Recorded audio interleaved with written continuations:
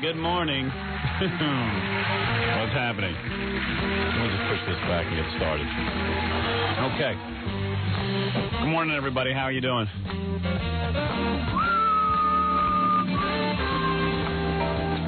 I think I ran out of stuff to say.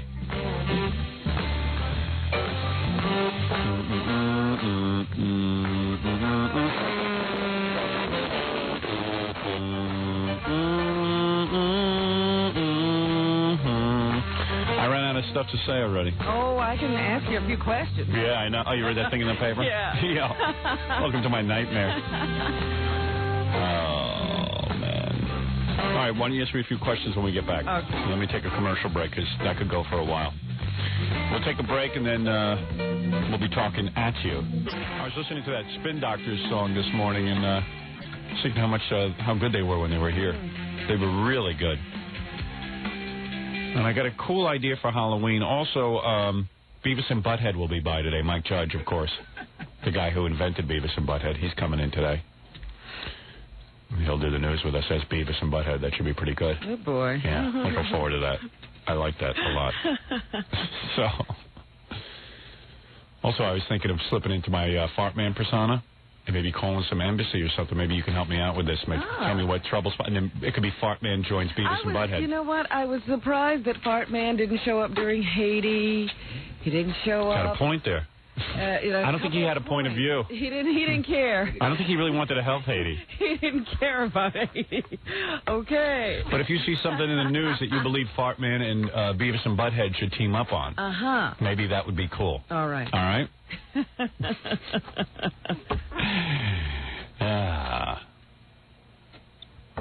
Can you figure out who to vote for governor of New York? I mean, I know I've endorsed the Libertarian candidate, and I have to. What does that mean?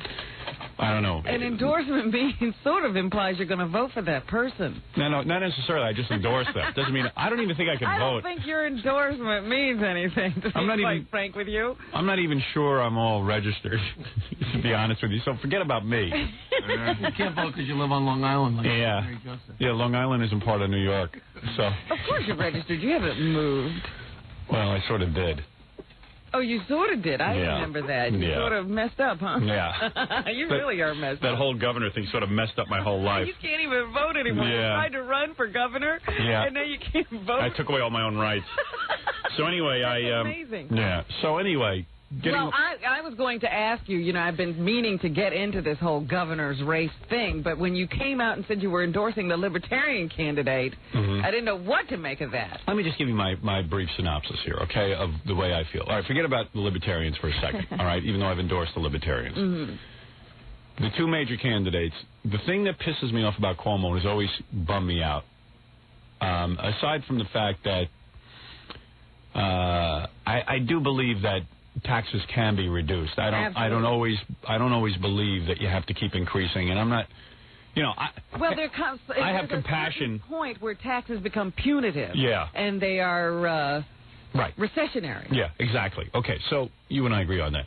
The other thing that really bums me out about Cuomo, and really just it's been driving me crazy ever since he did it, was I'm for the death penalty, and I'm not saying the death penalty is the answer to crime and all that. I just like having it. I like it. I like it. I like knowing that there's an option. Okay, as you say, when a guy committed to a life sentence in prison murders a guard, why shouldn't he be killed? Because what are you going to do with him? He's just going to keep killing. Well, that was my whole point. I took a criminology course once, and I was very anti the death penalty. But when you consider that you have these homicidal maniacs behind bars, why should other people have to risk their lives to keep them alive? The thing that pissed me off most about Cuomo is, if you remember back it was maybe a year ago, there was a guy who had committed murder. I think it was in Texas. Oh, somewhere out west. Yeah. And they sentenced him to the death penalty. But in the meantime, he had also committed a murder here in New York State. And Cuomo went out of his way to get that guy brought to New York State so he wouldn't die in Texas. I think it was Texas. I don't know. I'm just using Texas. I don't think it was Texas. Yeah, but somewhere else. Somewhere out there. Even if you're against the death penalty, why did Cuomo waste all that time going after that guy to get him here to save his life? Yeah, he's still here. He's alive. Yeah, it's just sick. That really got me nuts. And You know, but on the other hand, I don't know that much about Pataki, but that's probably my own fault because I haven't really been following it. And I think that's in his favor. Yeah, I mean, why not have a surprise? How bad could it be for 4 years? Well, yeah, you know what? The big issue for me is taxes in New York. It's awful. We are the most taxed people in the world. Mm-hmm. And I'm not just talking about it on a personal basis. It's running businesses out of New York. Most businesses have left. Most big businesses are leaving, making plans to leave New York State. So I don't know, you know. I don't know. But then again, you know, Cuomo, I kind of dig him, you know, it's sort of like the way he's always been responsible towards social issues in the sense that, like even with our own FCC problem, he came right out. True, he does, even though I have the feeling he doesn't like us. He supports us. Yeah, that freedom of speech issue. He's able to make that distinction between not liking someone but still being for the free speech. Yeah. But, you know, I can't always just look at it selfishly. Mm. But, you know, there's something to it. He also seems like he has a sense of humor about himself. I don't know. It's just that seems to be pretty healthy. That's my perception. Yeah. Anyway, who cares? I think he takes himself rather seriously. I'm a libertarian, and I have After that whole discussion, you're still a libertarian. Yeah. I got a letter last night from my former running mate, Stan Dworkin. Oh, yeah? Who evidently is now caught up in the whole Libertarian Party thing. He joined? Yeah, he's like a card-carrying member now. And he is on a rampage about third-party candidates and how they don't get any time from the media. They got him. And he wrote me this long letter about how it's not fair to the people, that why shouldn't he receive some airtime? And, you know, oh, man. They absolutely got him. They must have gotten a hold of him and taken him to the special libertarian camp. It's a place they bring you, they open up your head, and they remove a part of your brain. And you start spouting about third-party candidates. They tried to get me in that room, but you fortunately jumped in and punched the guys out and rescued me. I saved you. Yeah, but anyway, we'll have to call Stan. And, I would love to hear him rant. Yeah. He's like he's like a new man. Ask him if he has a gun at his side while he's doing it. Yeah. He's like a political Mooney. Oh, that's funny. Yeah, it's pretty cool. All right, so you want to ask me some questions? Should I read the article first? Yes, go ahead. Because it was quite a shock to me when I opened the paper this morning. Yeah, well, it was kind of a shock to me also. I just found out about it. Oh, stop it. It was news to me, too. This is kind of weird. This is concerning my movie. I thought it would be a bigger headline, too. Personally, I'm glad it's not, because I'm not even clear on all the details, but this making this movie thing has, as you know, has been driving me insane. And that's the problem with movies. When we do a radio show, it's just me and Robin. We sit in a room and we say, what do you want to do with this? What do you want to do with that? If it concerns comedy, it's me, Jackie, and Fred. We sit in a room. If it's something to do with show politics or anything, me and Robin always sit down and figure it out. It's a very simple process. Mm-hmm. I see that in all of these other projects, television, movies, you get more and more people involved in the decision-making process. So anyway, as you know, they're making a movie out of my book. A company called Reicher Entertainment bought the rights to my book. Mm-hmm. And they came to me and they said, we want to turn it into a movie. All right. I said, great. Let's turn it into a movie. That sounds like a fine idea. That sounds like something I'd like to be a part of. So here it is. I'll say this as simply as possible. I'll just read. This is Richard Johnson's column in the Post. Page 6. Page 6. The fight over Howard Stern's private parts, the movie, is public. Yesterday, after major disputes between the producers at Reicher Entertainment and director John Avildsen of Rocky and the Karate Kid fame, Avildsen was off the project and a new director was being sought. Oof. They were fighting over the script, said one source. Quote, Howard had nothing to do with it. He was an innocent bystander. David Kirkpatrick of Reicher Entertainment said he had a great deal of affection and respect for Avildsen and confirmed, quote, we did not see eye to eye on the direction of the material. So, first of all, let me go on record as saying that I happen to think John Avildsen is one of the most brilliant directors of our time. Mm-hmm. I love John Avildsen and want to work with him. At the same point, the people at Reicher are developing this material, and they sat down with John. You know, I go into these meetings, and I certainly lend myself to the process. I probably lend myself too much, quite frankly. I'm going to bow out of the process now. They're going to develop the picture, and then I will read the script when it is done. Is that right? Yeah. Well, I've already told everything I know about my own life. I've already written a book about my own life, and I've handed over every piece of comedy I've ever done in my life. So now you got to hand it over to the producers and a screenwriter, and they've got to come up with a film. And evidently, in the process of Avildsen and Reicher working together, those guys were evidently banging heads 24 hours a day. And you had no idea? Yeah, I had an idea, but I thought they'd work it out. You know, I'm kind of caught in the middle here. But it's my name on the picture, so it appears that, like, maybe I'm in control of things, but I'm not. I'm completely out of control of things. I don't even know. In fact, I found out Avildsen called and told me. I was, like, flipped out. Really? Yeah, I was like, what do you mean you're not on the picture anymore? I'm growing a mustache. I just shaved some of it off because he's gone. So, you know. Another director will have another idea. Yeah, hopefully the next director will make me just wear a fake mustache. Oh, my God. You wasted all that time. Oh, God, I hated that mustache. So, anyway, they, Avildsen came, you know, there's 3 different versions of the script so far. Yes. First version I hated. Second version there was some good stuff, but not a good script. And the third version was too serious from what I get. I'm trying to get out too serious for Reicher, and Avildsen liked it just fine. He was ready to go start shooting. And I don't know, those guys came to blows, and it got ugly, evidently. Wow. So they just parted company. So you know, again, I'm an innocent. I've never produced a movie, but I'll tell you one thing. You got to have a script before you start doing anything. They were starting to shoot in 2 weeks. They didn't have a script. I keep screaming, don't you guys? I mean, I'll be available to shoot, but you got to have a script. What are they doing now? Are they going back to the writing process? Yes, there's writers. Hunting process. No, they're hunting writers and doing the whole thing, and they're starting not starting from ground zero because they have a whole bunch of stuff that I've written. They have a whole bunch of material from the book. They have a whole bunch of recorded material. Well, let me ask you something. Where is Peter Torgvay and all that? He's still hanging in there. He's in fact managing to he's at a hotel. Survive every regime. He's at a hotel right now writing a 4th version based on all 3 versions. Poor man. Does he have any hair left now? No, but he's getting heavier.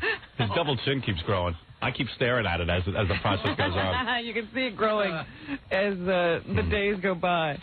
Some of the people are advocating I go back and live my life differently. And they don't like parts of your life and would like it different, huh? Yeah, it's a little too dramatic. Could you just go back to 12 and redo that?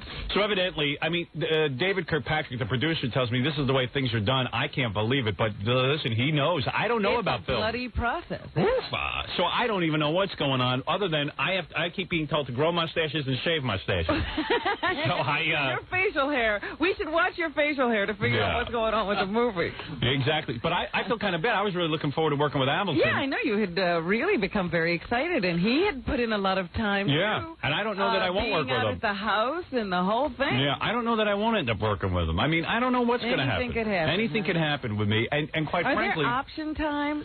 Yeah, I guess so. I don't. You know what? I swear to you, I never even read the contract, but I know that there are like time periods. But I'm committed. I mean, I like the fact that they're developing scripts about my book and all that. I don't know how to turn it into a movie. Most script developed project. Yeah. You know, the producers are the ones who said they know how to turn this into a movie. So I'm waiting until they're satisfied. You know, whatever process they go through, let them go through it. Hey, you told me that guy had credentials. He ran Paramount Studios. Oh, David? Yeah. No, I found out he was lying. Oh, stop it. No, of course he ran Paramount. I found him in a straitjacket. He just thinks he ran Paramount. Yeah. Yeah, so anyway, I found out on Friday that there was trouble in paradise, and over the weekend I got calls. No one was, and yesterday I was in a meeting and I found out it was true. It was odd that you hadn't worked this weekend. But that was scheduled anyway because they said they didn't need me. They were putting finishing touches on the script, and that they basically didn't need me anymore. Oh. That I was, that I could take a break this weekend. Well, once I saw that in the paper, I went, there must have been some fighting. There was. And but Avildsen was in California this weekend casting. In fact, he got some great people for the movie. Is he taking them with him? I guess so. I don't know. I don't really know what's going on other than I just don't want to get caught. I feel like I'm caught in the middle. I guess this is why directors finally bolted that whole, the studio system used to be that they owned everything. They owned the actors, they owned the directors, they owned everything. And they would say, you go direct this film. It didn't matter whether you liked the film, whether you had a feeling about the film, you had to direct it. And then when everybody revolted, directors a lot of the time will just develop their own project. Yeah, well, John Avildsen, like the most recent screenplay, was ready to start shooting. And the producers felt, no, this isn't the movie they want to make. Yeah, well, that's what I'm saying. A lot of times these directors just say, why even be bothered with these guys and their ideas? I'm the guy who has to make the film. So, and John said he could take that script somewhere and we could go produce it there, but I don't want to, I'm signed to Reicher. Yeah, because I can't move. Get into all that, you can't make the movie for a while because they might have... Yeah, it's a whole thing. So I'm sitting it out and I'm just, I feel like I'm caught in the middle. And I don't know what to say. In fact, I kept saying yesterday, what am I supposed to say, This is where you realize what a miracle is. To get a movie on the screen. That's it. Because this is, you look at this Interview with a Vampire. Yeah. I understand it sat on a number of desks for a number of years before anybody could really get it together and make it happen. Yeah, and I don't know.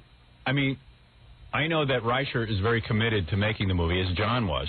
And everyone's committed to making it, and they're still making it. But nobody can get it. But the script's got to be right. Listen, I'm not going to be in a piece of junk. I agree with you 100%. You can't afford to be in a piece of junk. Because that'll be the end of my career.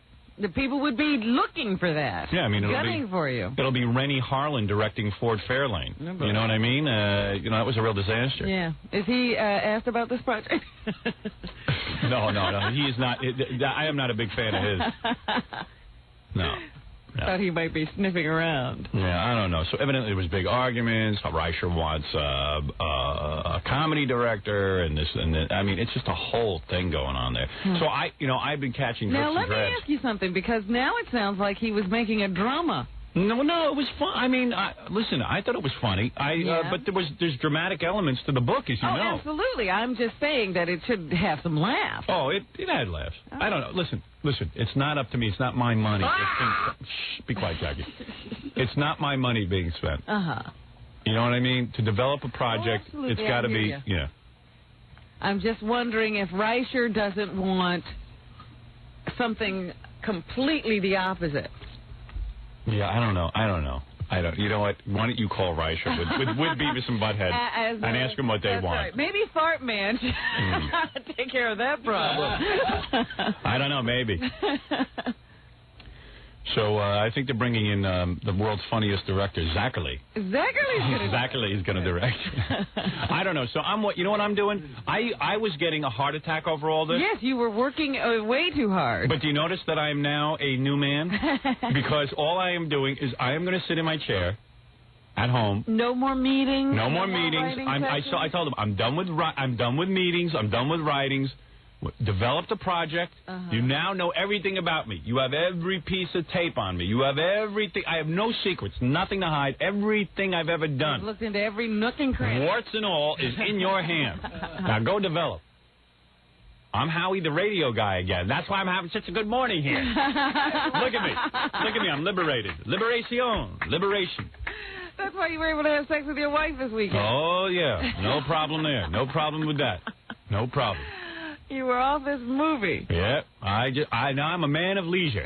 I am just waiting for that script, and then I will begin. And it's really funny because they found Allison. They found the woman to play Allison, really? and she's fabulous. And they found someone to play my father. How do you know she's fabulous? I've seen a lot of tape on her, and who is she? Somebody known?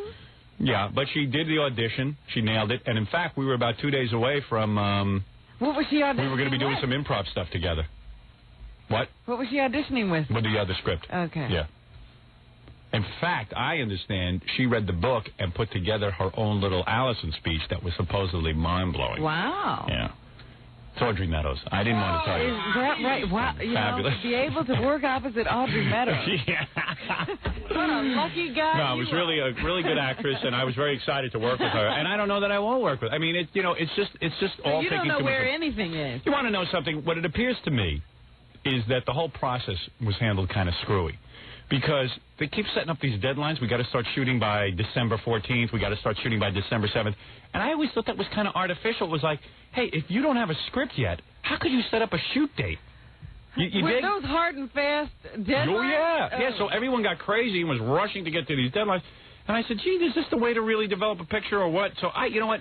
I don't know how to develop a picture. I am waiting on the sidelines like a gentleman, and I will sit there and wait until there is a script handed to me that everyone wants to shoot. Now, let me ask you a question. This is the one that everybody's whispering in my ear now. Go ahead. If they come back with a script you don't like, right, what happens? Then they have to get another script. Oh, so you have script approval. That's right. You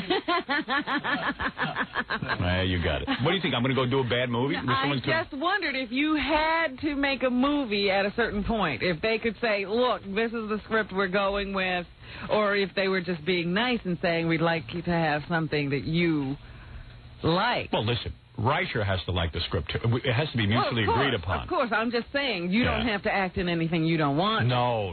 Right. I don't think they'd want me acting in anything I don't want to. And here's the other question then. Somebody just whispered another question in my ear. How can people be whispering in your ear? The only thing near you is my poster. Whispering in their own ear. Yeah. What was other personalities? All right, go ahead.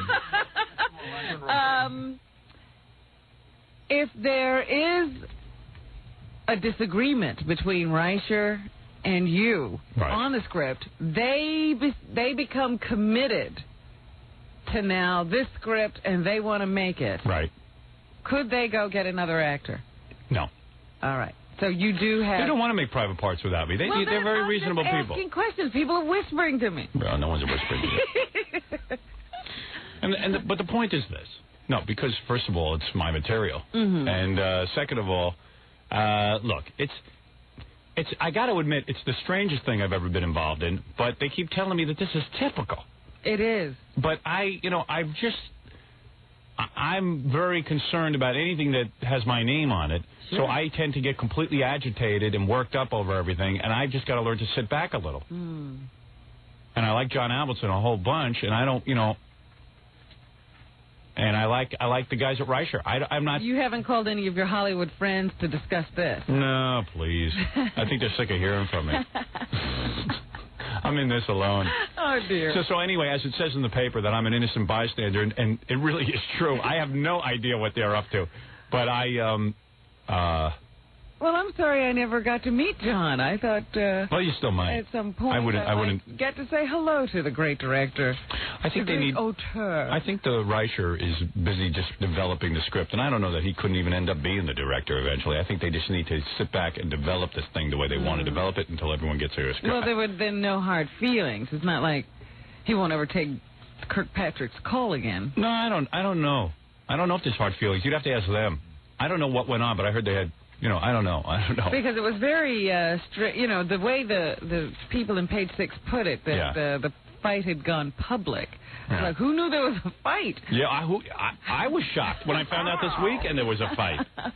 I was like, well, what happened? I thought that they told the media, or does that mean that the fist fight blew onto the sidewalk? No, I think the fist fight blew onto the sidewalk. Balloon, Evidently, the people who were up at the private parts office, they had to ask them all to move into another room so they could quiet down. But the point is, listen, they had creative differences. There's no question about it. But I was kind of shocked because I'm just waiting to know when I'm supposed to go be in a movie, but it doesn't work that way. It's gonna take them time to develop a good picture. Well, I just saw something, because you gotta, bring all of your any kind of knowledge you have of this situation to it. And I just saw the other day there was some script that had two very big stars. They were working on it. They looked at it, didn't like it. They're both off the script. Yeah. So it's. I think what I know is John wanted to go ahead and start shooting it, and Reicher wanted to hold off on it, and because they weren't satisfied as... Yeah, I guess so. Yeah, and I barely had time to make an evaluation before all this went down. I think that I don't know what I think, but I don't know what happened. It just was so weird. And, it just seemed to me that he was so involved in the process. You certainly couldn't go forward with this project without him. Yeah, right. Yeah. Well, I don't think they're going to go forward with it. So the thing is that they're back to working on a new script. Boy, oh boy. That script process, deadly. Well, according to Ivan Reitman, he tells me that no script is worth its weight unless it's gone through at least 8 to 11 drafts. Wow. So we're only on our 3rd or 4th. Oh, you got a lot more blood to be left. Oh, yeah. So, you know what? But I'm getting out of the process. I mean, I've already contributed as much as I can, as far as I can tell. Uh-huh. I'm now an actor. You're no longer a writer. I have written 100,000 scenes already. Literally, of things that took place in my life. Mm-hmm. Funny, not everything, not me just going to the bathroom, but funny scenes. Oh, that can be funny, too. All right? I've written every masturbatory fantasy I've ever had. I've written every bit that I've ever done on radio. I've written every aspect of my career, every aspect of what goes on in my home life. And now someone's got to put it together. Huh. Either they can or they can't. But, meanwhile, it was hanging up my every minute because I was working till, I was available to everyone till 6, 7 o'clock at night. So, anyway, that's the story you read in the paper. I don't know if that clears it up for you anymore, but that's all I know. I was in a meeting for like 2.5 hours yesterday over it. So now the other question somebody just asked me. Yeah, go ahead. You don't have to keep saying that. Yeah. Does that free you up to do Letterman and Leno? Well, I have nothing to do on Letterman and Leno. I don't want to do Letterman. You don't want to do them, okay. Because you were just saying that the reason you couldn't was because of all these commitments, because of rehearsals and so forth. Well, the producers of the movie said they're still keeping the start date on shooting. They are convinced that they're going to have a script ready in time. Oh, I see. So I said, great, I'm ready. Who is whispering in your ear? I don't see anybody whispering in your ear. All right, let me take a break, and we'll be back right after these words. You want to hear Stuttering John with Regis and Kathy Lee, or you want to take some phone calls first? Ooh, he got to them? Yeah. Oh, yes. Yes. Oh, yes.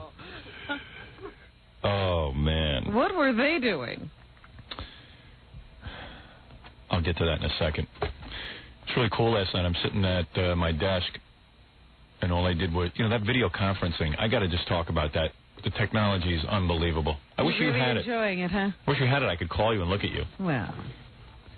See you in your home environment. You could set me up. They were editing the E! show. Yes. So I called them, and I was watching them edit. Uh-huh. Imagine you could sit in your house. I mean, it's here. And you can look at the guy you're talking to. I was talking to Scott Einziger. And then he shows me, and then I said, flip me over to the tape.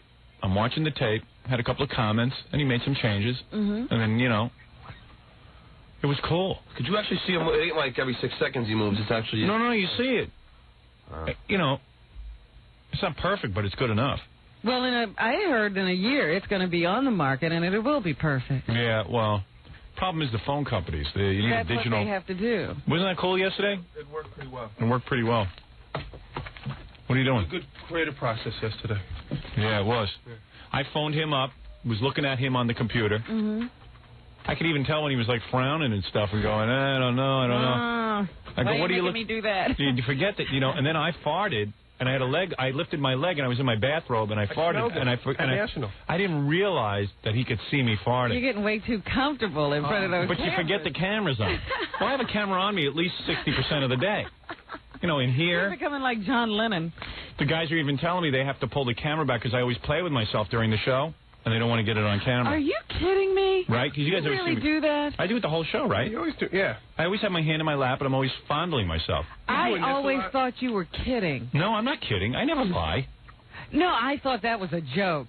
No, that's no joke. I play with myself. Disgusting. I can't work with Well, how you. can I look at you and not do that? Playing with yourself? Well, then don't. I'm not going to work like this. Then don't look so damn ravishing. If you want to, if you're going to turn me on, baby, you don't put a bag over your head then. I can't believe you. Is that true? You guys have to pull the camera back so you can't see it? I thought, how can you see that, though? My hand's down here. How can you see that under the desk? When you push your chair back? Yeah. Like to there, you can see? Oh, man. Feels good. What I'm wearing sweatpants today and everything. Stop touching yourself. But it keeps me listen, that's how I've always done the show. Put your hands on the desk. I've been doing that since Washington. You're addicted. I'm a sex addict. I'm so horny. I'm like a really horny guy. Am I the horniest guy on the planet? I'm constantly playing with myself. But I see you doing it, too. I saw you in the meeting yesterday. The only other people who do that, Howard, Or like the retarded. Thanks. And all senile guys. When I am talking on the radio, I don't worry about it. If I have to play with myself, I play with myself. Oh, my hands are in my pants. But it feels so good, and it keeps me going. And don't you want me to be your funny man? You might be senile. Yeah. I think he is. He's mental. Well, I appreciate you guys just keeping the camera pulled back on that. Because it feels good. And you know what? I don't realize what I'm doing during the show. Because I go into a coma. Like when I'm talking sometimes, especially for 10, 15, 20 minutes at a clip, I don't know what's going on. I'm playing with myself, but I don't realize it. You do this a lot. I always scratch under my arm. But it's tics that I get from just... It's only when I'm on the radio. Yeah. You do the hair flip a lot, you know, like... Yeah. You know. Well, things just annoy me. I'm part ape. Scratch. And I pick my nose a lot. But, I don't want to... cover that up. We cover that up in the edit. Sure. Yeah, I don't want to see that on TV. Yeah. I don't see you doing that. Yeah, but there are times, like, it's a 4 or 5 hour period. My nose gets clogged. I got to pick it out. That's how I operate. What am I going to do every time? So you're generating stuff over there all the time. Oh, there's constant action. And then I eat my tuna fish. Yeah, that should be on camera. It is, though. What am I going to hide it? I dump it on the bread. That should be on the show. We should check the floor after the show and put plastic down there. Yeah, I know. It's pretty messy. So anyway, thanks to IBM, I was able to call. IBM is cool. Is that the coolest piece of equipment? It's cool. I sit in my office at home, call Scott, watch him edit. We talk. We look at each other. You're sitting in a bathrobe? Yeah. But I'm home. I don't know. You're just giving information for the book. There you go. I don't care what. Did I sit in my bathrobe in my house? I can just see the tell-all that comes out of this. But what's the tell-all? I tell everything to you on the radio. Oh, well, yeah. Am I leaving anything out? No. I farted in my bathrobe. It's the spin they put up. Well, anybody can put a spin on my life. Can they record that image that you're sending over there? You could if you wanted. Yeah, you could.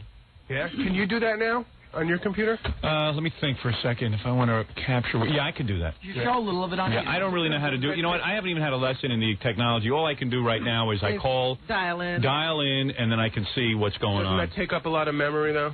Yeah, it does, but I can handle it. Okay. How much you got over there? I don't want to say on the air. That's highly confidential. How much memory I have in my computer. I don't know what I have. Like, I don't know that kind of stuff, but I know I'm packing a horse. A huge load over I could probably tape an hour television show and still, put it into my computer, and it wouldn't affect anything. So I got a lot of memory. Scott, you're cute. You kick ass. You kick ass. So, and Scott started, Scott puts on a little TV show for me. Yeah, what is he up to? How's he performing? He dances. No, you didn't like it, though. Remember that one day? He dances and stuff. It's weird. He's shaking. The other day I called these guys. They weren't there. Funny. And I was just staring into the room. You could still get in. Yeah. Even though they're not and then there. some girl walked in. Laura. Yeah. Laura. She's like a coordinator, helps us out with stuff. Yeah, and I said, should I tell her I'm here or not? She got freaked out, she said. She did. Well, what happened was she walked in, and, I said, You're just looking. Hello, No. I'm a pretty normal guy in the sense that I'm an honorable guy. I'm not normal, but...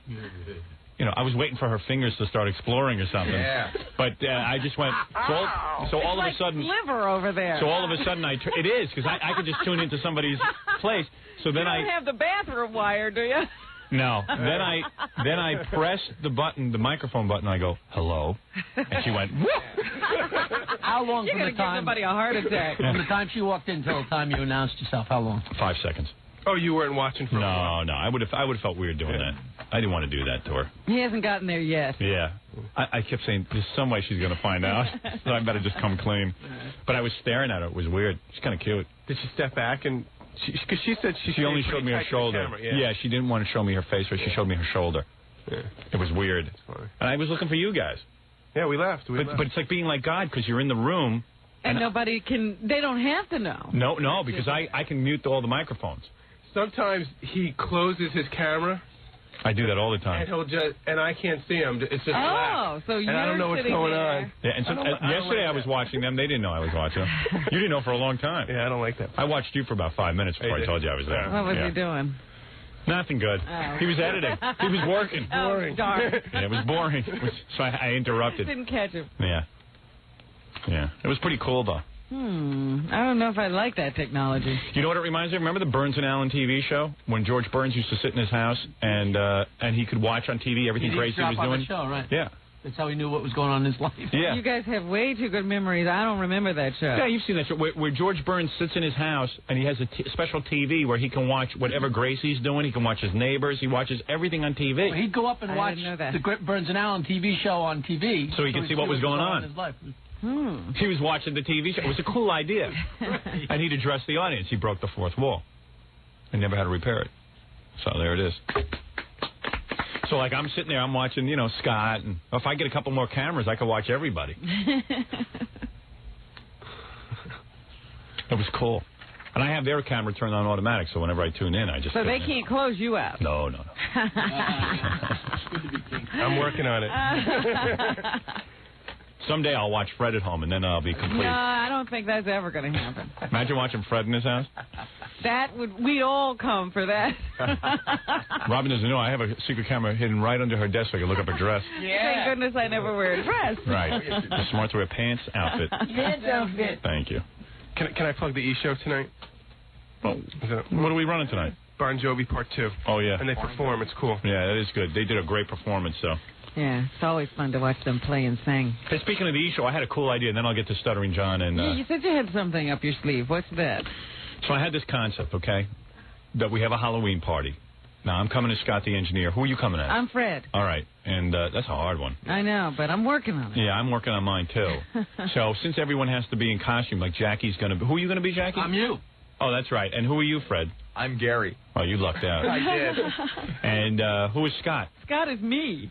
Oh, that's easy. I would like to be you. With the big breasts. So who's Gary? Gary's Gary. No, Gary is, we decided there's no disguising Gary. No, I think Gary's Stuttering John. Right. And Stuttering John is Jackie. That's right, yeah. So anyway, then I was thinking, well, as long as we're doing that, why don't we just have a big Halloween party down here, like we did the dance party? Oh, sure, okay. Since that was our highest rated television show. It was? Yeah, the dance party was. That. We get a couple of bikini girls, like dancing girls. Let's get that girl from the last time. What was her name? That one who danced on MTV? She was hot.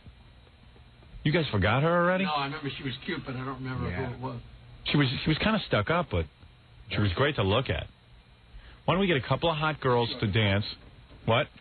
She wasn't stuck up. She liked you. You talk about Camille. Yeah, but I don't know. She didn't get that physical with me. Well, wait a second. Maybe this will help you. Is that her? Yeah. She's naked? Yeah. What the hell? What magazine is this?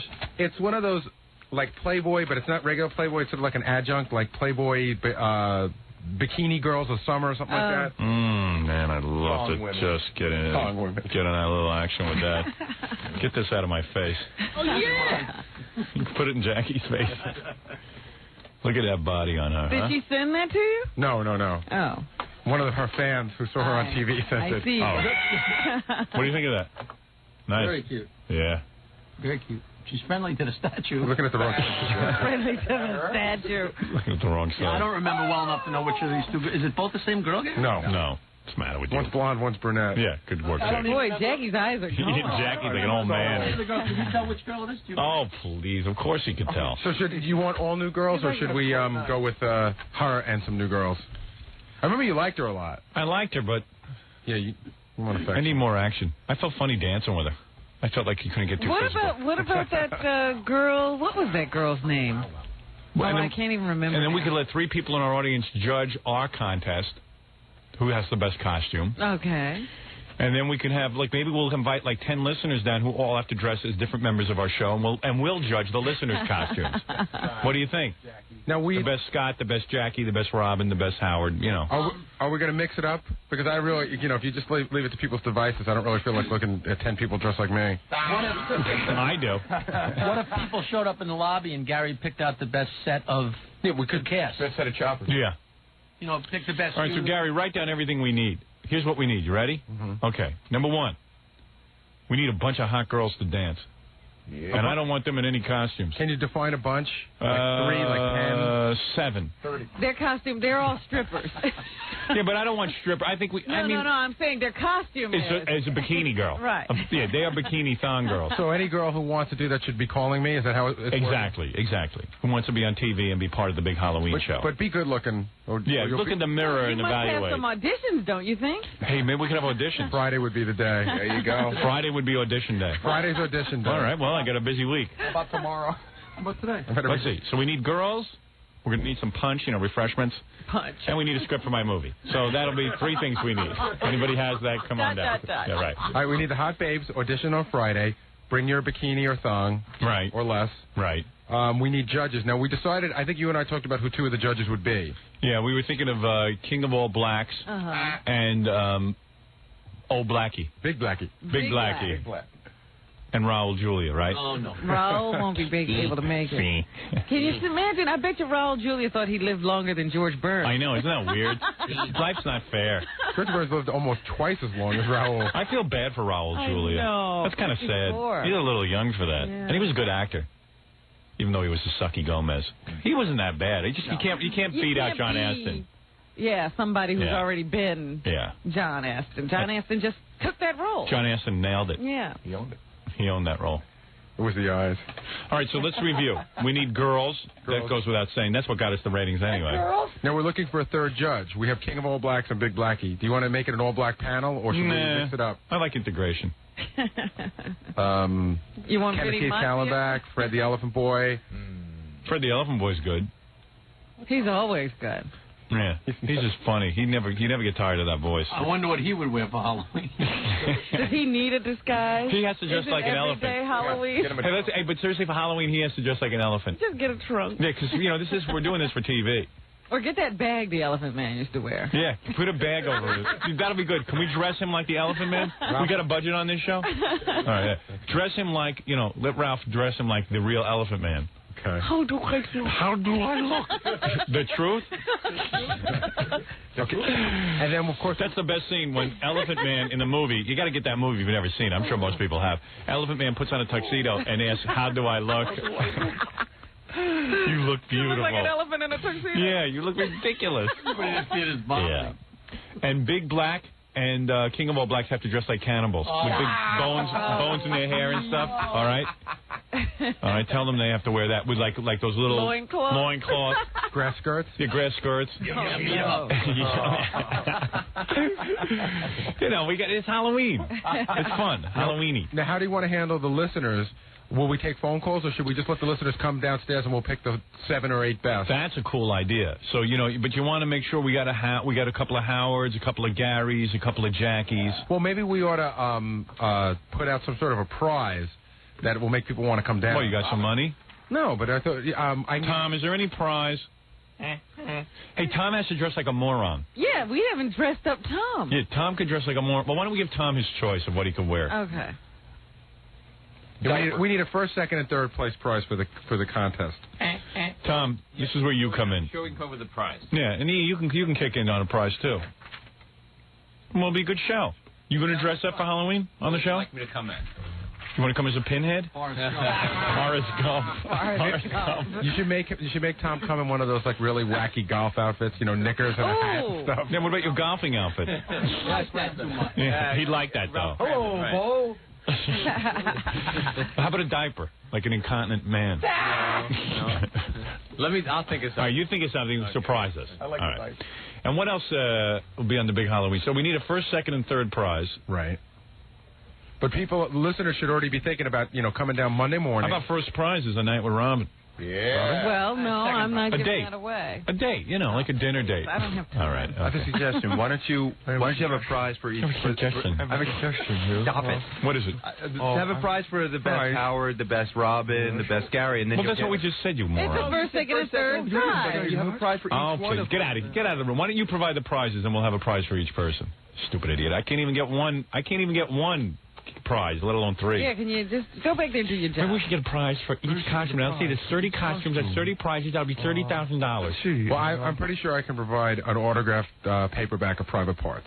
I can get one for one of the prizes. People like that. That would be good. It could be, That would be good. You think you can get that, Gary? I think I can. I have to talk to somebody I'm not signing any more books. I have to talk to someone about it. All right. All right, so people should think about being down here on Monday morning at like 7 o'clock downstairs at 600 Madison Avenue and start working on your costumes. And then any girls who want to be in have to be auditioned on Friday so we know that they're up to speed for the big Halloween party. Yeah, don't start working on your costume on Monday morning. Yeah, or else you make it a big mistake. Come down here on Monday morning. Yeah. Massage oil's optional. The loser gets lunch with Ralph. Oh, there you go. That's one of the prizes. Ralph has the worst to take all costume. the losers to lunch. The worst costume has to go to lunch with Ralph. Ooh. So we better make sure it's good. There's an incentive. Yeah, that'll be the prize for worst costume of the day. What are the girls? Are the girls dressed in bikinis or as jungle Thongs. girls? Or No, just bikinis thongs. and thongs. That's it. There's no creativity involved there. Shoes? Do you have a preference on shoes? High heels. That's what I thought. Minimally 5 inches. Oh. Like you walking down. I have. I've done it. All right, let's take a break, and that's all the news I have on the Halloween party. And when we come back, Regis and Kathy Lee will be joining us, thanks to Stuttering John. I can't believe he Well, got to that. evidently it was a double team effort. Stuttering John spoke to Regis, and Stuttering Vic got Kathy Lee. Ah, all right. With Stuttering Vic making his debut performance. Excellent. Okay. Can't wait. We'll be back right after this. We're back with the Howard Stern Show. Thanks, but he does my hair every morning. He smells. How did he get in your face like that? Because he was trimming my mustache since I don't have to grow it anymore. Wouldn't you try not to be in somebody's face when you smelled like He that? doesn't know he smells, and then he goes and he puts his hand over and he does smell. You stink. Stink boy. I had sushi last night. Yeah, no, you didn't have sushi. rotted. You smoked pot last night. I did. What? What does pot have to do with bad breath? I don't know, man. It has something to do with it reacts bad in your system. Everything reacts bad in my system. It reacts bad in my system. Stop it. It's like every word has a speed bump in it. Yeah. Reacts bad. Shut up, Jackie. All right, get out of here, pot boy. Don't say that. Not true. Did you smoke pot last night? Yes, I can smell. Stink tongue. Jack, what, does it smell like pot? Oh! Isn't that awful? That's what it is. That's exactly what it is. Is it pot? Oh, yeah! Oh, yeah. Hey, where was I? That's exactly. Breathe on All right, wet. get out of here, pothead. No. Go on. Take me out of this. Come on, get out. It wasn't Yeah! pot. It was cigarette. Get out. Who cares what you did? Nobody cares about you. Douche. He's way too happy for such an unsuccessful dope. But that's why he's always going to be an unsuccessful dope. I know. He's happy now. He's happy. Ignorance is bliss. Hey, bring in Stuttering John and Stuttering Vic. Those two boys were out on the town last night. Regis and Kathy Lee. We had a whole bunch of questions. You know what? It's really funny because I came down the street as John was getting ready to do this, and he has a whole thing he goes through before he actually makes his appearance. What is it? He has a 200-yard rule he observes. Yeah. So that when the people are coming in, they have no idea that he's even around. Yeah.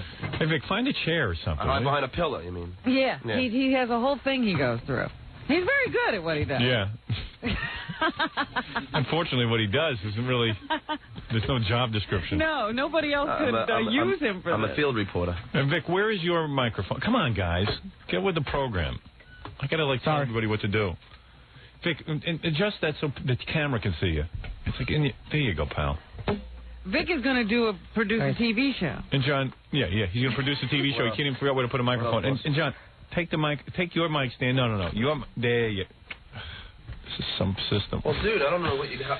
Like that? Yeah, there. That's good. I guess. I don't know. I keep screaming about that. They got to learn how to fix these. But anyway, so Stuttering John and Stuttering Vic went out.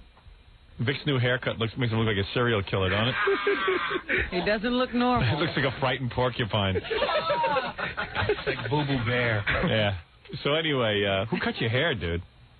Garden weasel. What? Garden weasel. Who did it? No, I go to this place near where I live where they manage to screw up my hair every single time. They what? So you still go? Well, I have no other choice.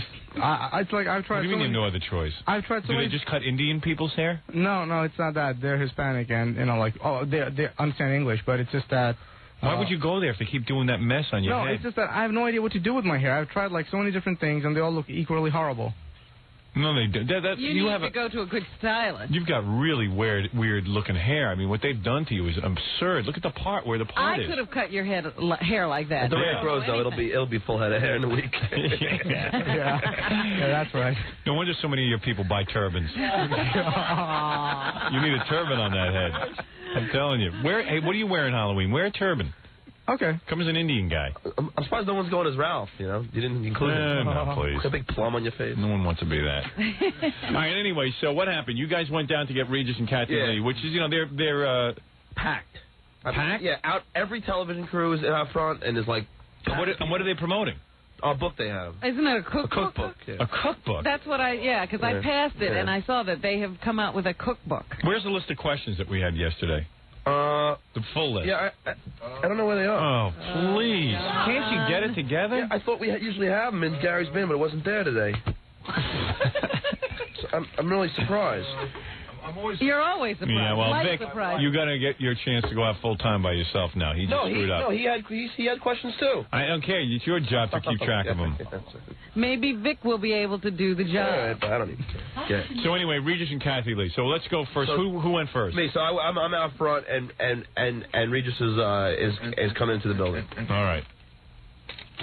Hey, Regis, how you doing? How you doing? Let me ask you a question for extra. Okay, Regis, it's me. Hey, Are you upset that David Letterman passed you by in high times? No, not at all. I love Why are him. you so angry? Angry at what? How come you haven't talked to me? Angry at what? Why does Kathy Lee feel so threatened by your wife Joy, Regis? That's it? So what does he do? He just walks away from you? He walks in. Like Kathy Lee was even worse because I tried getting her, but she would just not even she looked to me and just walks away. You know. And Vic, what happened? So John sent you in? Yeah. Yeah. After that, I went in with the tape recorder. And did you get her? Oh yeah, I got her. Yeah, I did. Were you nervous? Yeah. I heard you stuttered like crazy. That's the best part. Yeah. That they get nervous and they stutter more. What was Kathy Lee wearing? Anything sexy? Yeah, she looked real. I thought she looked great. Yeah, she's hot. I mean, she definitely has a good look to her, but she's such a nitwit. But when you hear her talking about other things, which she's so annoying. She's trying to be so humble to everybody. Yeah, I know. So phony. Well, first of all, what does she do? Humble is not a good act for her to try. Yeah, but that's what she does. She tries to act like she's everybody. Yeah. Every woman. Because I was watching some of the E-tape, and she's like to the people, "Oh, how's your kid? Oh, he's so cute. Yeah. He's so adorable. Yeah, he's so Cody." Yeah. What is the attraction to those two? Those two nitwits. Do people think that's their friend? I mean, they're not funny. They're not entertaining. They don't sing. I mean, when we were in the line, you had all these old women going, Regis, Yeah. oh, Kathy Lee, it's old people. Yeah. Well, mostly, yeah. Shut-ins. They have no young. There's no young people there. Yeah, I mean, I can't imagine any person with a brain would go see those two idiots. Yeah. I never watch Monday Night Football. Do you watch that? Sometimes. I happened to go past it last night. Do they have a budget for makeup? I wasn't even making a joke.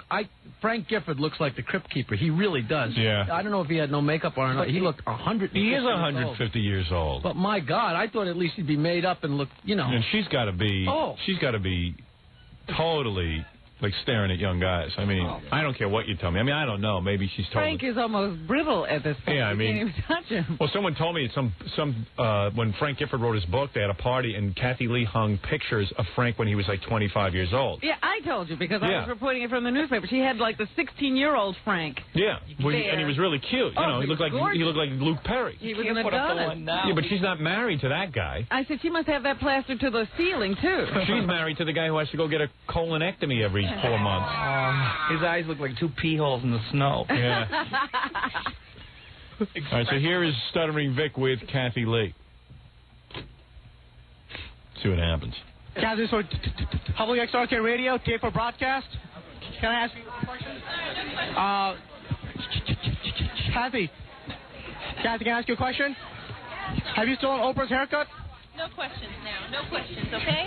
What did he say? Have you stolen Oprah's haircut? It's set up. There's all there's a railing and then. Well, we gave Vic some questions that wouldn't get him thrown out right away. Have you stolen Oprah's haircut? I figured she'd answer that because the ones we had ready to ask is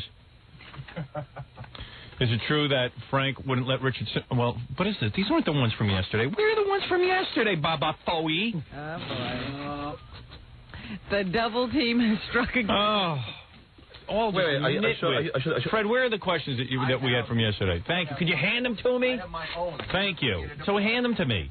He sits there with them. No, he was bringing in a list. Let's see. Do you think it's... does Frank ever have to inject himself with a medication to get aroused? Ooh. That wasn't on the list. No, I know. I protected you from those. Fred's out of his mind. When making love to Frank, don't you get nervous that his hip will break? Who is really Cassidy's father? You know, like stuff like that. I didn't allow that to be asked because you would have gotten your ass kicked. Like Kathy Lee. There's even worse thing. Yeah, there's worse stuff. Oh, yeah. As a woman who menstruates, what type of flow do you have? Oh, I'm very proud of that one. Have you ever been attracted to someone from another race, or does Disney forbid that in your contract? Oh, boy. All right, but let me hear what else he asked her. But what is it? She's just not answering? Do you have the... What's going on? There's a whole bunch of the whole press area. Oh, I see. So she's not even paying attention. So you guys are behind. No, she was like she did hear the questions, and on one of the questions, she recognized all the questions, and on the first question, she had a reaction, and then she realized that it was best that she just ignore me. Oh, I see. I'll ask you nicely. Please, no questions right now. Don't you think it's strange that somebody who has a cook writes cookbook? Did you understand the question? What? Isn't it strange that somebody who has a cook writes a cookbook? Oh, you got it. All right. You're going a mile a minute. I didn't think anyone got that. Oh, that was great. She's writing a cookbook, but she's sitting at home cooking. Would you ever abort your child if you knew he was going to be a retard? Would you ever have Howard on the morning show? Did you what? I didn't get Would you ever have Howard on the morning show? Oh. He's just yelling things around at this point. I don't think she's anywhere near him. Just about 15 You could have done that interview from your house. Just yell out stuff there. All you can hear is the stupid flack. No more questions. That's it. No more. Yeah. I've asked you nicely. I asked you nicely. No more. Thank you. And everyone ignores her. Don't get flack. Stop it. That's a foolish question. No more questions. I asked you nicely. Go away. Thank you. Thank you. Thank you. He's always like I polite. told you in a real nice way to go to hell. Thank you. All right, I gotta hear that. Don't again. you get it? Stop it. Guys, this is WXRK Radio, tape for broadcast. Can I ask you a question?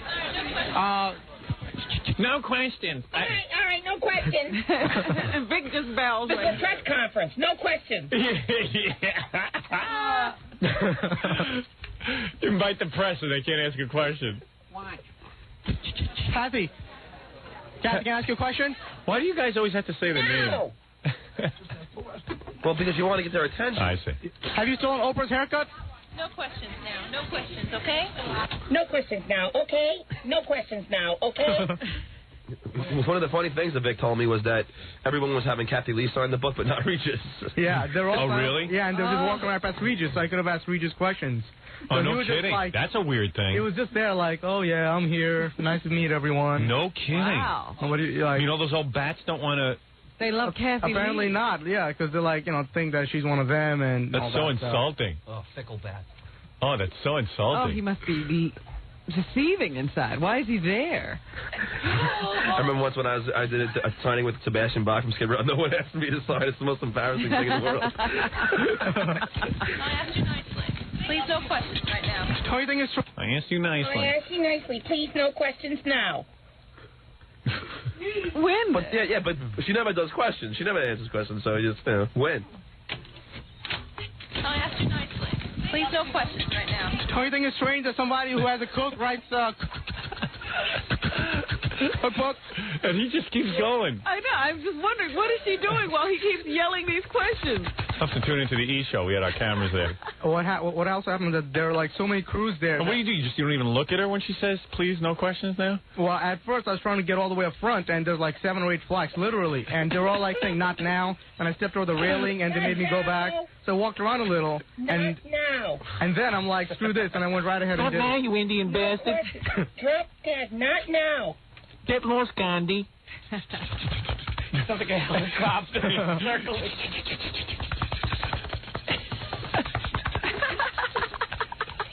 The helicopter's going. It's a helicopter in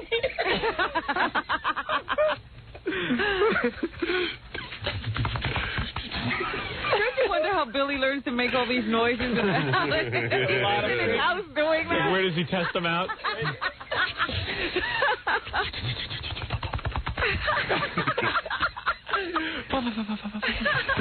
Not now.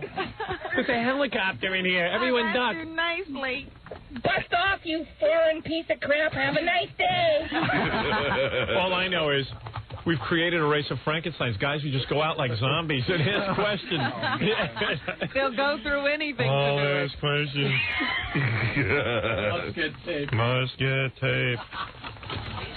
Would you ever abort your child if you know he was going to be a retard? Now you have to leave the building. Would you ever have Howard on the morning show? Thank you. Have a nice day. They're also polite. It's my turn to tell you have a nice day. Leave the country.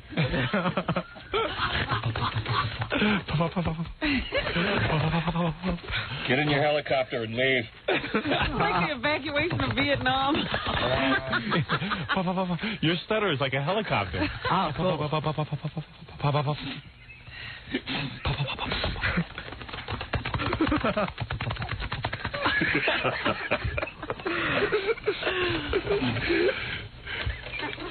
It's a pisser.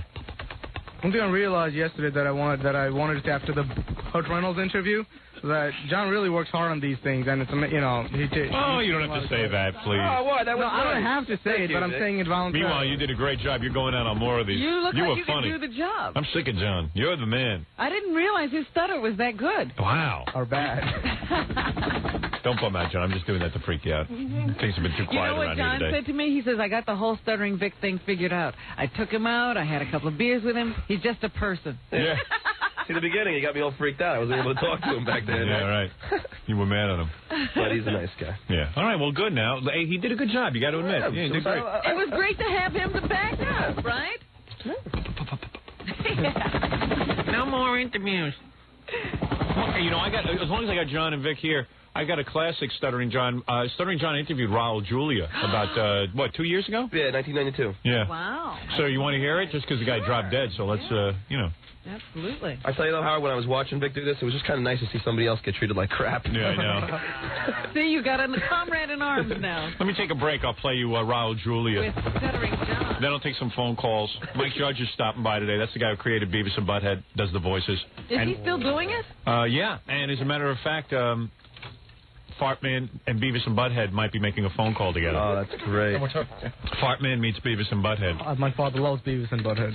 Does he love Fartman? Oh, you got to ask Vic about something that's strange. No, don't. What? Come on. What is it? Oh, you have No, to. John, I told you I would. No, what is it? Yes, come on, you have to. Sounds good. John, please. Ask Vic why he doesn't masturbate. Why don't you masturbate? Because I have carpal tunnel syndrome. You have carpal... You mean... Wait a second. Hold on, let me get Here this we straight.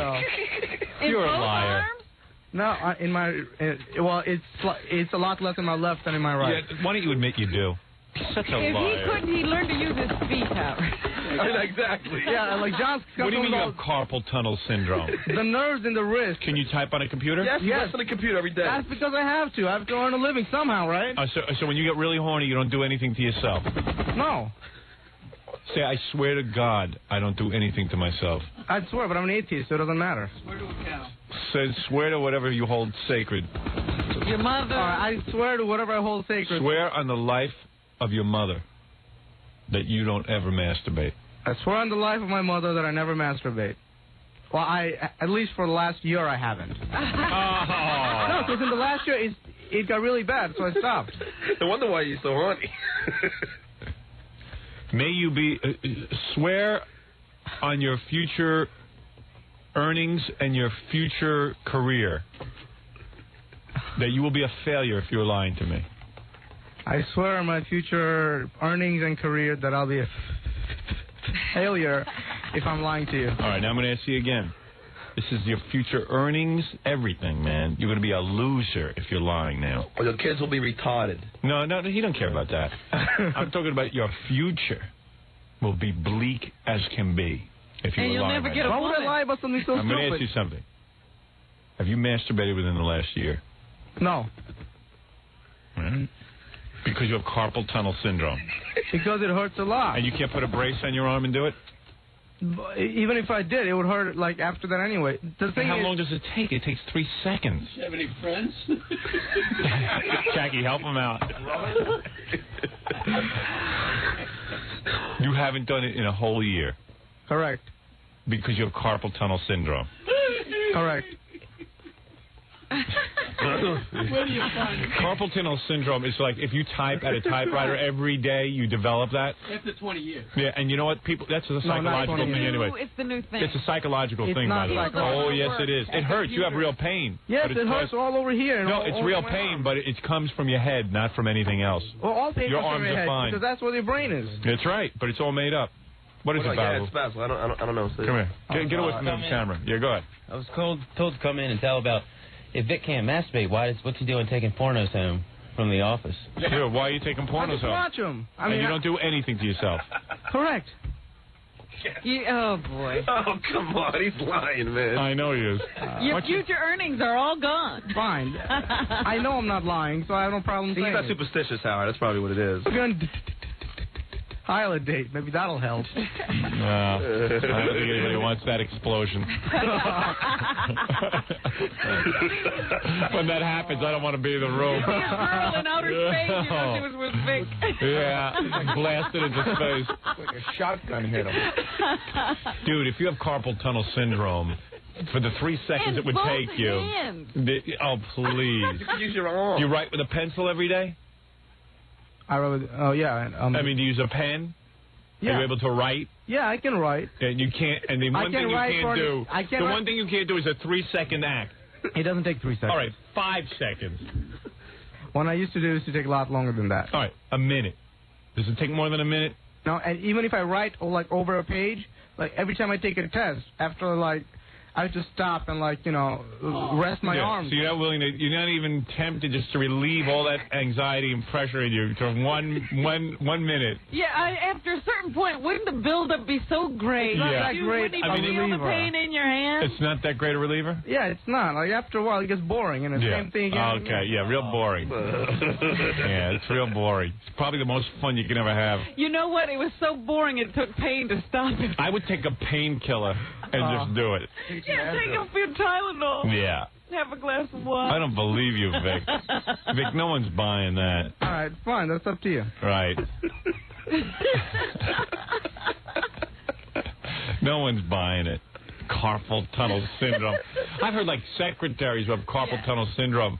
They sit in the same position for hours a day. And they've been doing it for years. Yeah, for years but and they years. also do other things like they file, they copy their own errands. When you work on a computer, you usually work 8-9 straight hours a day, and that's all you do. Right. On a computer, and that's why it happens And a you lot do that? quicker. I used to do that. I have jobs where I had to go to work. But now you don't do it anymore. It heals. I go home and I work like on my computer 3-4 hours a day every day. Doing what? Like stuff, write letters, play around. Well, you'd with rather write stuff. letters than masturbate. No, you know what I mean. Like I just work. I like use the computer a lot, and. What do you use? I use the computer a lot, and it still happens. So it's like, why should I do something? What are that you gives me so much doing at pain? the computer? Are you making money or are you playing? He's playing. He's writing letters to his friends. Yeah. No, not well. Yes, I'm playing, but that's how I learn things. You're so I like play with. It sounds like it's some kind of religious thing or some Yeah, kind of something's block. going He on can't there. do it, so he needs a real. So he's blaming it on carpal And he's tunnel so syndrome. guilty. Yeah, it's a guilt thing. Is it against your religion? No, not as far as I can tell. Would your parents tell you not to do it? Who told you? Your father? Did your No. father tell you not to do it? Somebody told you not to do it.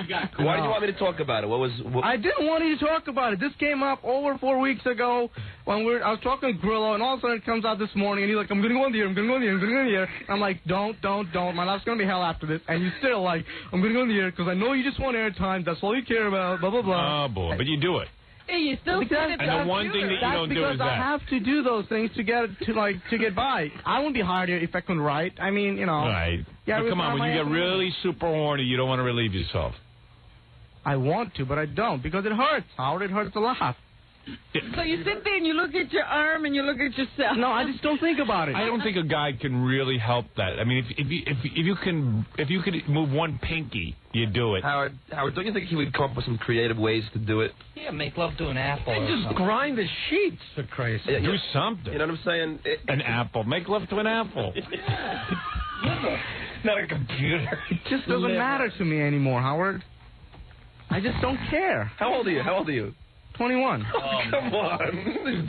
Sex doesn't matter to you. Being once a day like I used to doesn't matter anymore. Really? Yes. Okay. I would use my shoe. Well, you said you went through a period in college where you didn't. Yeah, I didn't, but I don't know. That's because I had a roommate, and it just never occurred to me. Worst years of your life. Yeah. I don't know. This just doesn't make any sense, what you're saying. You don't have a roommate or anything, do you? No. And carpal tunnel syndrome, as bad as that is, a guy would still, I don't know. You try. You'd find some way of doing it. If he says it doesn't matter to him, that's a whole lifestyle thing. You wouldn't take porno movies home. Right. You know. Yeah, right. One or the other. What do you do when you watch the porno movies? Do you get aroused? Yeah. And then what? That's it. And you go to sleep? Well, I don't watch them at night. I watch them during the day. Oh. You know, I don't watch it. Then And I go does it to give you sleep. thoughts? Sure it does. And then you go sit at your computer? Not always. Sometimes I just go straight to sleep. No, the thing is, the reason I stopped is because the way I make my, that's how I earn money, working on the computer. And I was really scared that... Carpal tunnel syndrome is a lot of BS, by the way. I see. Wait a minute. And you have real pain, but it has nothing to do with... There's nothing in your arms are fine. You know what he just said? He gave up masturbation so he wouldn't ruin his computer career. Right. I think his dot is screwed on too tight. I think the dot in your head. I'm telling you, man. Something going on, man. There's something going on with There's this. some circuits, some bad wiring here. Yeah, there's something weird going on with this story. Something's not kosher in India. Yeah. Yeah. All right, very good. Then he says, his religion isn't against it, but he's an atheist. Yeah. All right, let's take a break and hear Raul Julia. I don't want to talk about this anymore. Thanks. Because I don't buy it. Some girl will step forward to help you out. Yeah, there might be a girl in our audience who'll help you out. Maybe. Yeah.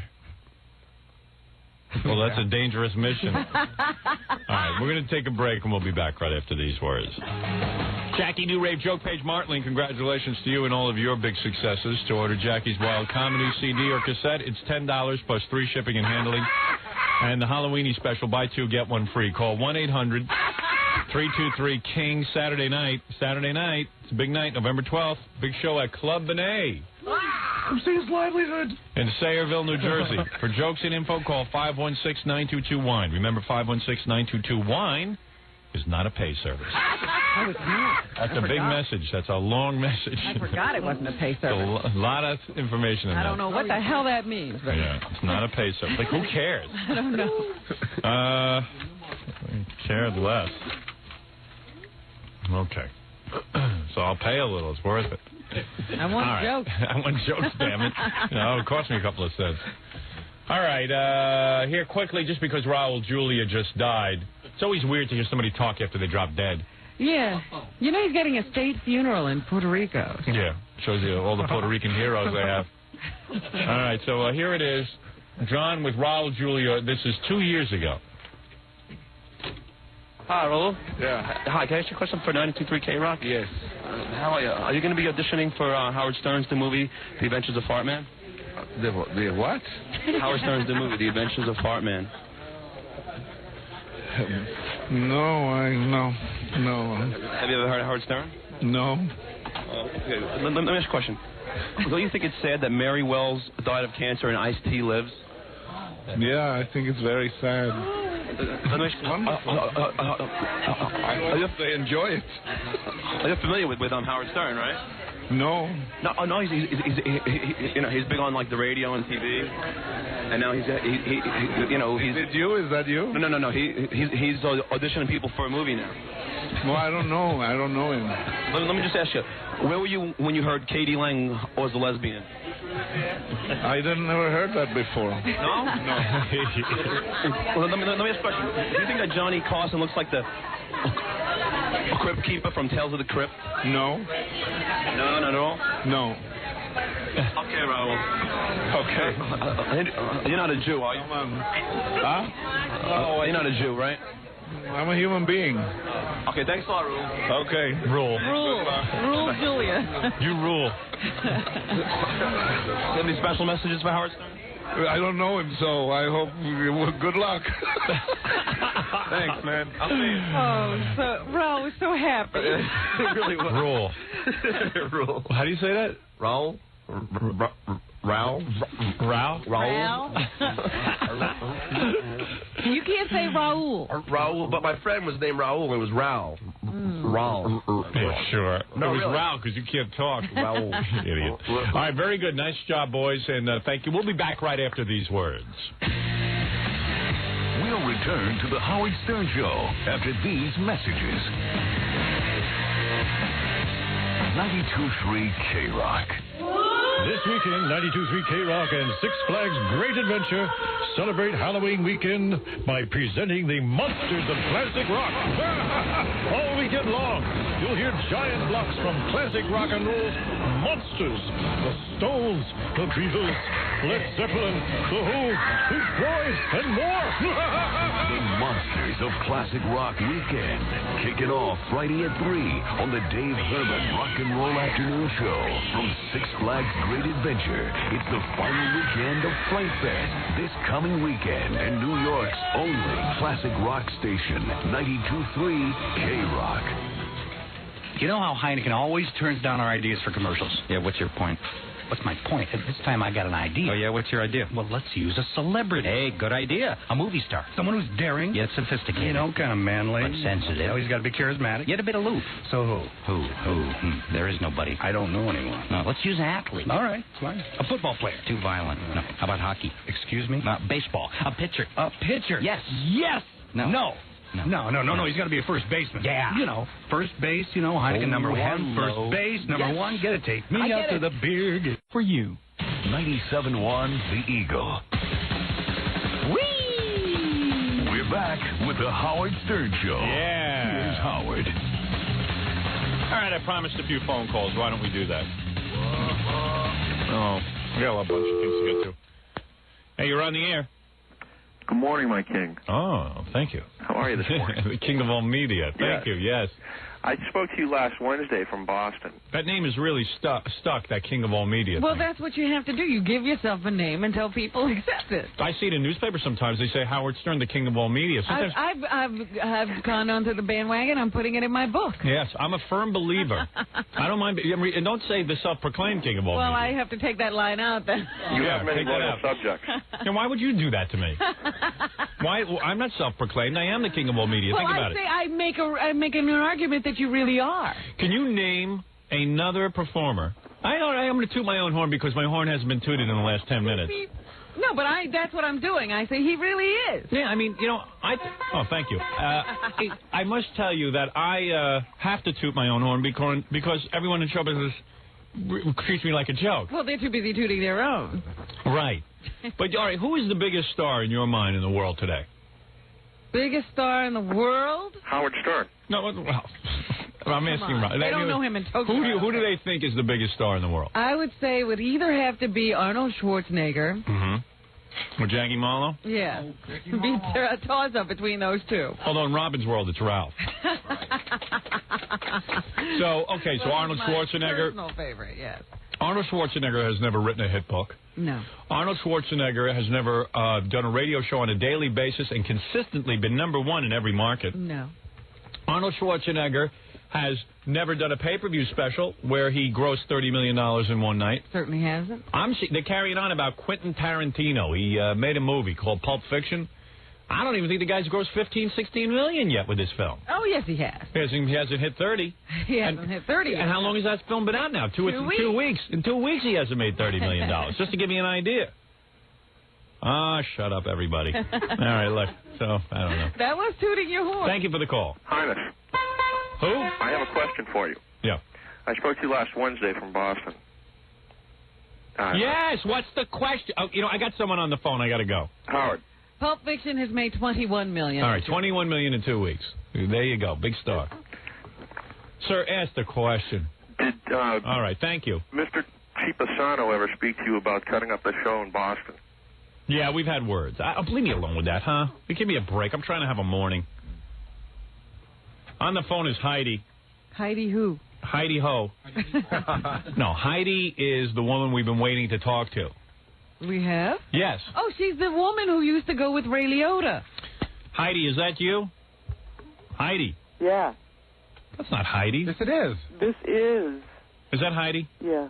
Well, you calm down. Why are you? that last guy got me nuts. It even said in the articles about her that she has a husky voice. Yeah, all right, because I thought it was a guy. And it is 5 o'clock in the morning. All right, hi, Heidi. Yeah, don't forget it's 5 o'clock in the morning. All right, Heidi, let me get this straight. You were a stunt woman in Hollywood.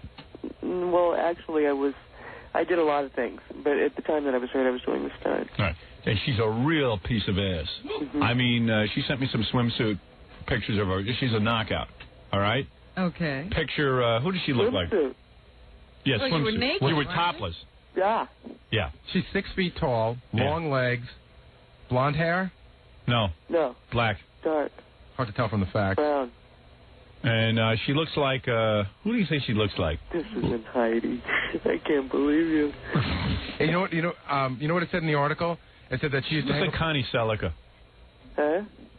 You look like Connie Selica. Selica? Yeah. Thanks. Is that good or bad? No, I think it's, well, yeah, you know. That's good.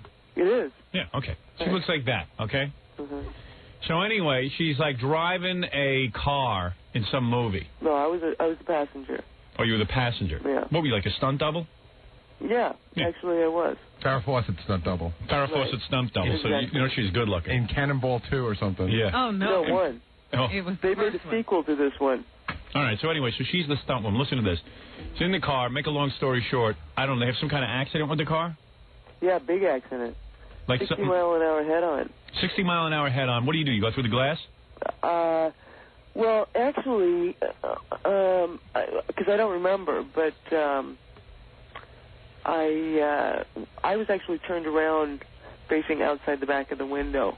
And we didn't have any seatbelts in the car or anything. No seatbelts in the car, so she gets $7 million. But I don't. She deserves it. Yeah, but I don't care. You know, like is $7 million worth? You ended up being is it a para or a quadriplegic? Well, you know, we gotta dispel these stereotypes of these misconceptions of the paralysis. No, I'm saying you can't move your arms. We're trying to determine how paralyzed you are. I can move. I can move everything. Oh, you can? Yeah, it's very limited, but... She was originally quadriplegic, though, when she came out of the hospital. Is that correct? You couldn't move anything, right? Right. Okay.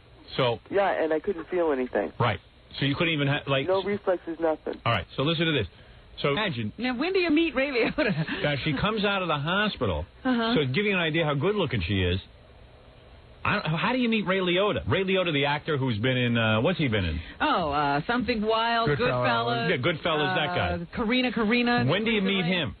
I met him, it was actually about 8 months after the accident. So he sees you in a wheelchair? Huh? Did he see you in a wheelchair? No, he actually saw me in a picture. He was a friend of my best friend, Melanie Griffith. Yeah, her best friend is Melanie Griffith. And meanwhile, they were like two wild party girls together. Sure, of course. Buck Henry said that that her and Melanie Griffith, people would look at him and it was every guy's fantasy. You just wish that you were like on a desert island with him so you could sandwich sit next to between him. them. Yeah. I mean, yeah. We're still everybody's fantasy. All right, take it easy. All right, so anyway, this is a fascinating story. Yes.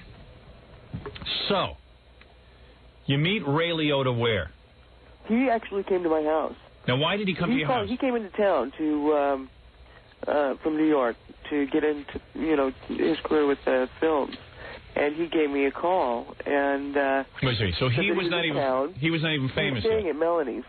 Right, but he wasn't famous yet. No. He didn't even do Goodfellas. No. This is during the Something Wild period that he was working with Melanie. No, that's even way before that. Really? All right. Oh yeah. So you meet him. And, like, you're at the point, man, you can't even move your arm or anything, right? Right. And he falls in love with you? Yeah. Wow. There's more to the body, There's, it's just like you. You got. Do you think it was the $7 million? Or do you think? Did you start going? Hey, oh man, he's after my money. Oh, I didn't have any money then. Oh, you didn't even have any money. No. Oh, cool. No, as a matter of fact, it was really, first of all, the thing with the $7 million is by the time the attorneys and everything got their hands on it, it wasn't $7 million. What was it, about 4? Well, about 3. Yeah, and it's not. I mean, let's face it, it's not worth. They didn't get hurt at all. Yeah, I mean, if somebody said to me, "Hey, you can have $3 million right now, but you can't move your arms and legs and stuff," I think I'd pass. Yeah, but that's not the point. The point is, if you are that hurt, you need a lot of money to get yourself taken care of. Yeah, well, yeah, but not only that, if you know about your body and you know about the way that the system works, and you're interested in repairing your body, and you don't buy into the concept of paralysis, because what we're talking about here is the powers, and I know that you know that, Howard, from your own back problem. That's right. Yeah, a lot of people tell you you're paralyzed. You might not be. All right, but anyway, listen to me. Listen to me, though. Listen to me. I'm more fascinated about this. So now you can't move your arms and legs and stuff, and you're in the hospital. You meet Ray Liotta, and Ray Liotta comes over to ask you out on a date? Well, it wasn't like actually a date. It was that he was in town, and he didn't know anybody, and he wanted to, he had seen pictures of me. Right. And the funny thing was is that I had gone out to a birthday party of Melanie's that her mom had put together on a yacht. And how do you go to the party, like in a wheelchair or something? Yeah. All right. And they put me on this boat. This is really funny. And they put you on a boat. They put me on a boat. And for safety, this is like a triple-decker boat. Yacht, I guess, boat. And they literally strapped me to the mast. Oh, so you can stand up? No. No, in the chair. Oh, I see. So you won't go rolling all over the place. All right. So anyway, so you're in the chair, and Ray, but wait a second. So you meet. These are the pictures that Ray had seen. So wait a second. Oh, I see. Okay. Oh, Ray saw those pictures. And of you strapped to a pole. I'll tell you though, it makes it easy to do stuff to you. You know what I mean? Because you can't run away. Yeah, it's kind of a bondage thing. Yeah. So anyway, so Ray meets him. Ray's a good-looking guy. Oh yeah, he was even better looking when I was with him. So anyway, so he comes over your house and stuff, and like he starts getting romantic with you. Like how long? No. How long did it take before you two start becoming lovers? Well, actually, I mean, I heard that comment that Robin made that he got me while I was down. Yeah, we didn't know that. I was with somebody. You were dating. Oh my goodness. Well, you must really be hot. I dumped somebody for this. Because a lot of guys would not want to be with a girl. Yeah, right. But I guess you're hot. But wait a second. So well, there's a lot more to me than there's a lot more to people than just their. Yeah, but guys are very superficial. Usually not a lot more to guys. Yeah, guys are very superficial. So wait a second. Well, like they're into blow-up dolls and stuff like that. That's true. They're into what? Blow-up dolls. So why not be into like a woman who's a paraplegic? Yeah. Or a quadriplegic. She's got your number. Yeah. So. Okay, wait a second. So even after the accident, you're still as good-looking as you always were. Oh, absolutely. As a matter of fact, to this day, I look better than I did then. Yeah, so the point is that guys get a real good-looking girl, so hey, she doesn't move around that much. Big deal. Hey, it's easier to find her. Right. So it's right where I left her. So Ray comes over the house, and are people suspicious of him because he's, because people always think it's weird that he's going after a quadriplegic, right? No. He was really a sweet guy. Really? As a matter of fact, he, at this point, because I was really in the midst of the rehabilitation thing, and I was spending all my time doing this, and really didn't want to take the time out to, start any new relationships. Okay. And he was very, very persistent. Yeah, so he kept calling you and stuff? Oh, so he was really after you. So how long does it take him to get you in the sack? Well, well, actually what happened was... Because most of the dates must go on at your house, right? I mean, you didn't go out and stuff.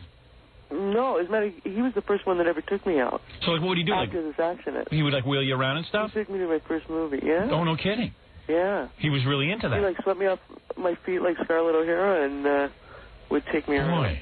See there, Howard, you were underestimating the guy. I got to admit, I said on the air that he dumped her after she got in the accident, but it turns out he came into her life afterwards. That's what I thought, he was really great. We had a great time. All right, but okay, so how long does it take him before you agree to go in the sack with the guy? Well, the thing was, like I said before, I was already with somebody when we first got together. Yeah. So, actually, the first night that we spent, or the first day or night that we spent together, we were drinking champagne and calling up limos to go to movies and stuff like that, a drive-in movie.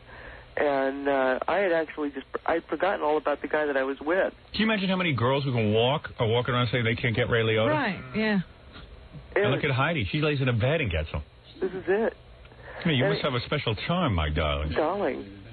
So let me get this straight, so you tease Ray for what, a couple of months before he can get you in the sack? No. You do it right then and there. No, actually, this was on a Friday night, and by Monday, the guy that I was with was rolling up his rugs and going down another trail. Oh, so right then. Yeah, as a matter of fact, it was during the Super Bowl. The Super Bowl was on Sunday, and Ray and I had made a bet, and I unfortunately was stuck with this guy watching the Super Bowl while Ray was over at his house. Imagine Robin being able to dump guys even though you're a quadriplegic. Yeah, most women would be afraid. My guess is something moves well on Heidi. Well, let's ask the question. Yeah, so wait a second. You couldn't even feel at that time, right? So Ray was Well, now this is another misnomer. It's a different kind of feeling. You still feel stuff.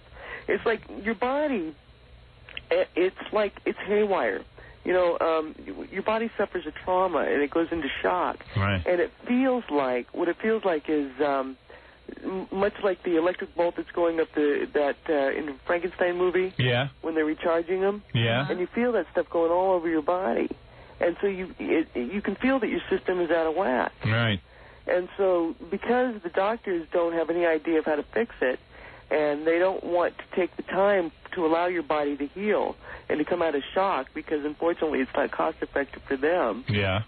It's more or less like, because again, it's the power of suggestion. It's like hypnosis or subliminal messages or the placebo. So you're able to move around now? Yeah. Actually, I'm in the process of working with a clinic where I'm being fitted for braces for walking. Oh, wow, great. Yeah. Yeah, well, that's her. She says the whole walking thing broke them up. She had to concentrate on her healing. Right. She didn't have time for Ray. Oh, is that right? So you broke up with Ray? It was a mutual separation. See, Ray isn't that great a guy. He didn't stay with and let her walk. And let her walk. It wasn't even that. It was that we were just. It was like that I faxed you that we were so consumed with each other that we literally were spending 24 hours a day with each other. So Ray dumped you when you got well. Gee, that's a shock. No, nobody dumped anybody. All right, take it easy. Really? Wow. Because this is what I heard, that he couldn't work on his career and she couldn't work on her walking. That's right. That's what I. So now you have sensation in your private area? I always had. Oh, you did? In my private area. All right. In my private part. In your private part. Well, when you're in the midst of the act, though. And you can't necessarily move everything. Yeah, what does Ray do? I think Ray picks you up and just moves you, shakes you, right? Just Ray picks you up by the butt and You guys are bad. I think you should all bend over so I can spank you right now. Does Ray have to move you around and stuff? Well, it's kind of a rhythm thing.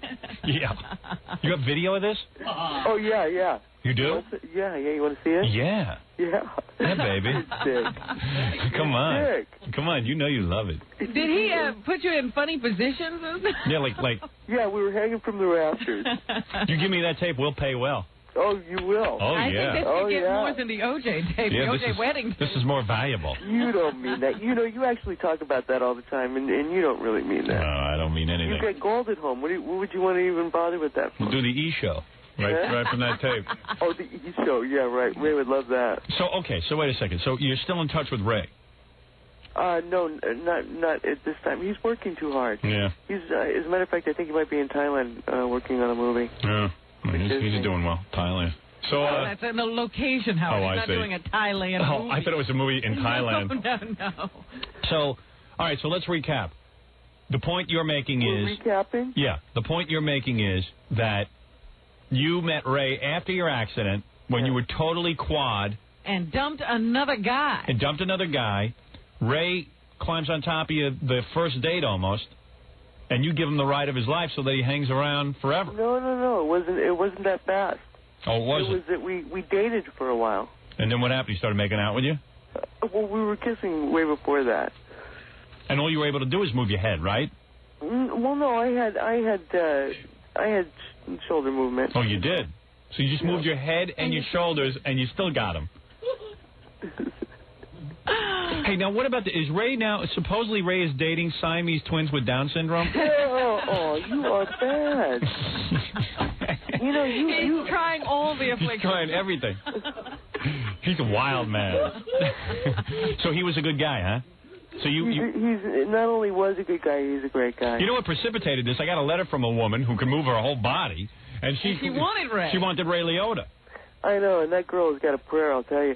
If the best thing that she can come up with is his eyes are blue and beautiful, and she'd do anything for him. She's going to have a long wait. So the first time you're in bed with Ray, he undresses you, right? And you're a beautiful woman. So well, wait a minute. Even if for a makeout session, he's got to take her out of the chair. No, he don't. No, he don't. What, he got to sit on her lap in a chair? No. What? You guys are funny. What happened? The first time Ray makes out with you, does he pick you up in his arms and, like, have you on his lap, and then he starts, like, making out with your head? I can't. I'm not even going to get into this with you. I got to know. I got to know. Believe you. Oh, come on, Heidi. Oh, you're unbelievable. Come on, I want to know. I want to know. Why do you want to know about this stuff? Why do this you is want to know taboo. about more interesting stuff, like actually getting up and walking after... Yeah, but I've never had a quadriplegic. Huh? I've never had one. You know, we're just, because everybody would wonder how you do this. Yeah. Like, how do you, like, I know women, my wife's uptight about sex, and she can move everything. Yeah, people who have full function have trouble getting, to these when you have a good imagination. Really? Yeah. I can't believe you got Ray Liotta like that. But that's a major accomplishment. You're quite the woman. But that's not the only guy, You got a guy now? There are other men that you've talked about that you were curious about that I've also really been involved with. Yeah. Like who? Accident? Well, I'm not going to disclose this information. Really? You As a must matter be of fact, I'm in the process of writing a book, so you can read it in the book. Well, who's one of your boyfriends now? No boyfriends. No, I mean, but who was one of your boyfriends that I might know? No one now. No one now, but who? Who was it? Ray Liotta. Is this after or before the accident? After. After? Well, I don't think that I should talk about this. Why not? Because it's just... well, it doesn't mean you made love to him. The only reason why I came up with this thing with Ray was because this girl... you did this little bit on Ray, and I called up to... Yeah, I know. You said he's a good guy. Yeah, to straighten us out. No, you straighten us out. Where's his name? Who'd you have, Don Johnson? Did you have Don? You are bad. Yeah. You're bad. You're very, very bad. Does Melanie Griffith listen to us?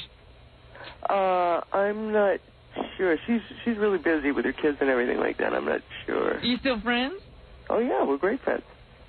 As a matter of fact, I just saw her last week before she left for a movie in Santa Fe. I bet you she's horny.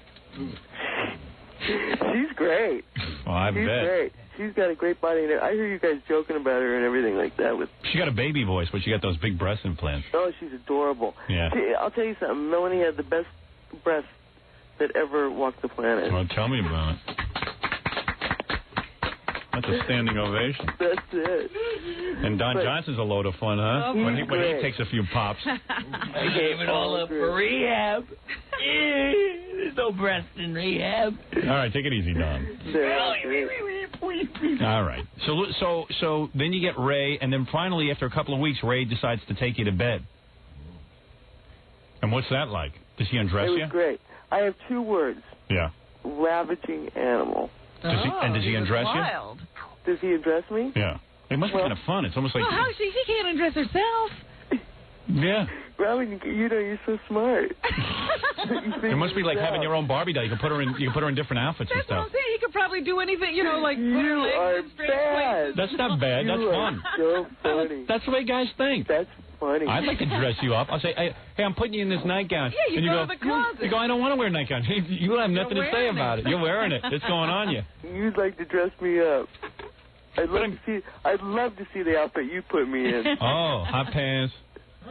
Cutaway crotch. Cutaway crotch. You guys are unbelievable. But at the time Ray has you, I mean, you can't even move arms or legs or anything. So he has you at his total mercy. It's almost like having a woman tied up. You have to really trust a guy. Yeah, but then again, you can't do stuff to him. It's kind of hard. Well, but don't forget too that we were together over a year. So as progressively there was more movement as we were going along. Or do you have control of your arms? Yeah. Now she does, but when she was with Ray, she did. I can move them around and I can move my legs. As a matter of fact, every muscle in my body moves. So what you're saying is that despite the doctors telling you that you would never move again, you are moving. That's right, and anybody can do this. Now As a matter of fact, I'm in the process of putting together a program that utilizes all the scientific information because the fact of the matter is this. Your body is in a constant state of regeneration. Right. You don't have the same body you did 11 months ago. That's right. I know that. Yeah. 11 months ago, I was not the same. Hey, you know who I don't know about you. You know who needs this course that you're going to offer?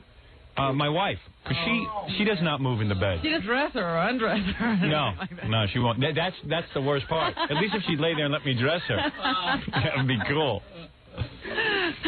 So my wife would like to get this whatever you're putting out, a course. I'm trying to get to exactly how much function has. Can you write? Yes. Now she can. But back when she was with Ray, all she could do was lay there. Yeah. So, it's pretty wild. Well, that's a good thing if your wife does it, right? I tell you something. Ray's a pretty brave guy. I mean, but you must be some knockout. Well, it's not a brave thing. Well, it's just like Come on. It's weird. You know what I'm saying? It's different. So, but with you, I mean, you're so hot looking, the guys don't care what you move. Well, he was willing to experiment. Yeah. Well, it's like you said, it's no different than you want. Yeah. Who cares what you can move?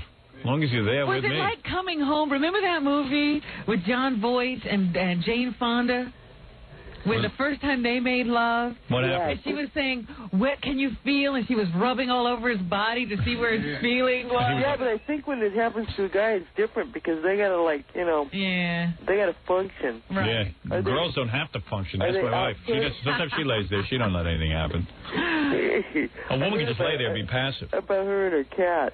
Right. Yeah. All right, Heidi. Anyway, hey, that's thanks for setting us straight. I guess Ray's an okay guy.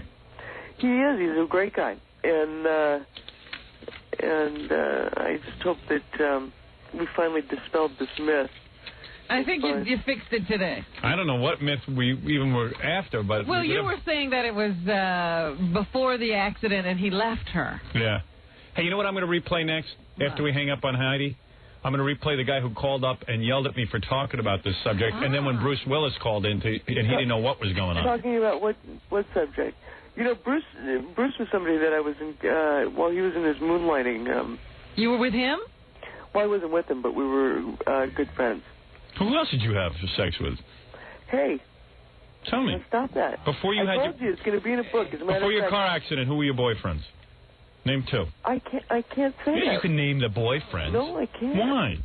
No, you got it in the book. You'll get people. It'll get people Paid interested. me a lot of money to put this information in a book, so. So just tell me the two names. You don't have to tell me any details. John Johnson? I'm not telling you names. No, Don was with Melanie. Yeah. Don is with Melanie. Jerry Van Dyke? Jerry Van Dyke. Were you with Jerry Van Dyke? Jerry Van Dyke. No, Jerry Seinfeld? You are funny. You're funny. Were you ever with girls? No. Hey, sometimes you're just laying there. You can't help it if a girl jumps on top of you. I mean, you can't resist. Well, I'll tell you a funny story. I know who you were with, Burt Reynolds. How vulnerable were you are. are. Were you with Burt Reynolds? No. Tell the truth.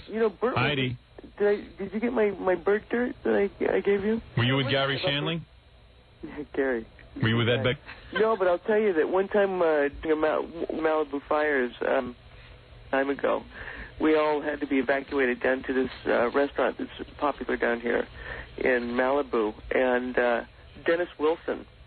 From the Beach Boys? Yeah. You had him? Well, no. Just to show you how vulnerable you are, is Dennis Wilson fell in love with me and decided that he wanted to marry me. After you lost use of your limbs? Yeah, I was in the chair, yeah. Wow. And so he actually went home and got a tuxedo on and came back to take me to get married. Wow. Yeah. And he'd just seen you. Guys are seeing that wheelchair. Hey, I got to meet you. They plot. I'd like to see that. You might leave your wife for her. I might have to leave my wife. No. You would never do that. Yeah, I'll be in a tuxedo. You talk about that all the time, but the fact, if it came down to reality, if a genie came down and said, Howard, you've got your wish, you can have anybody you want, you would top yourself off, and then after that you go, I want to go home. Sure. I have no doubt in my mind.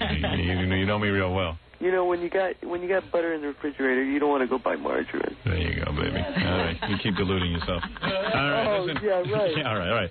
Listen. He's no Ray Liotta. Yeah, I'm no Ray Liotta, honey. What call were you talking about that somebody called up on the phone? Hey, listen, keep listening, because I'll play that next. All right.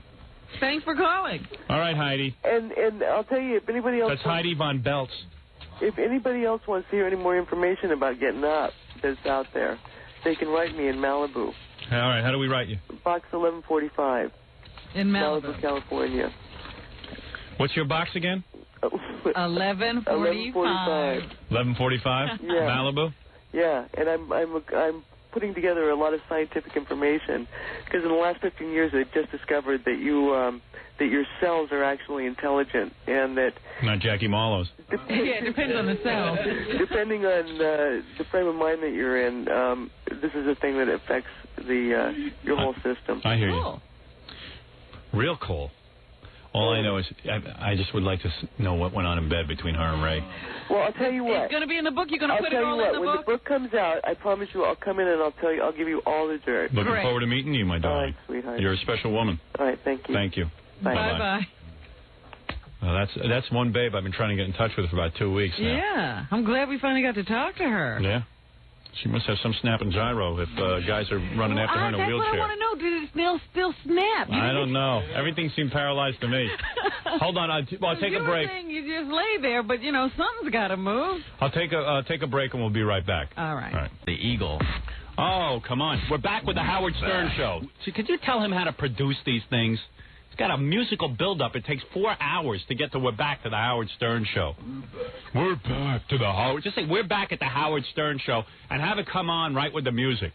I tell you, everything I got to be involved in. I can't hear you. Why can't you talk into a microphone? This man that... I tell you, I saw a guy. He still don't know how to talk into a microphone. He's just there to entertain you. He doesn't want Yeah. anybody else to hear. Yeah, don't just totally distract me. I don't know what to do here. I was going to play the phone call from Bruce Willis and this guy yelling at me, but I got Mike Judge sitting out in the lobby, and I don't want to keep him waiting around either. Do we have to have the Bruce Willis part of this thing? What? Well, it was good.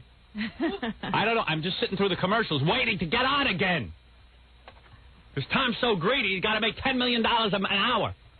I can't get back on my own show. I wish... When is Tom going to... What did Raul Julia die of? A stroke. Well, why can't Tom have a stroke? Why does a great talent like Raul Julia have to have a stroke? Yes, And Tom, who does nothing... Because Raul Julia probably is filled with tension in his life. Tom has no tension. He'll live to 150. Tom know what stress was. Tom will be at my funeral. That He'll bastard. dance on all our graves. I hate Tom. I wish he'd have a stroke. Tom, you have to have a stroke.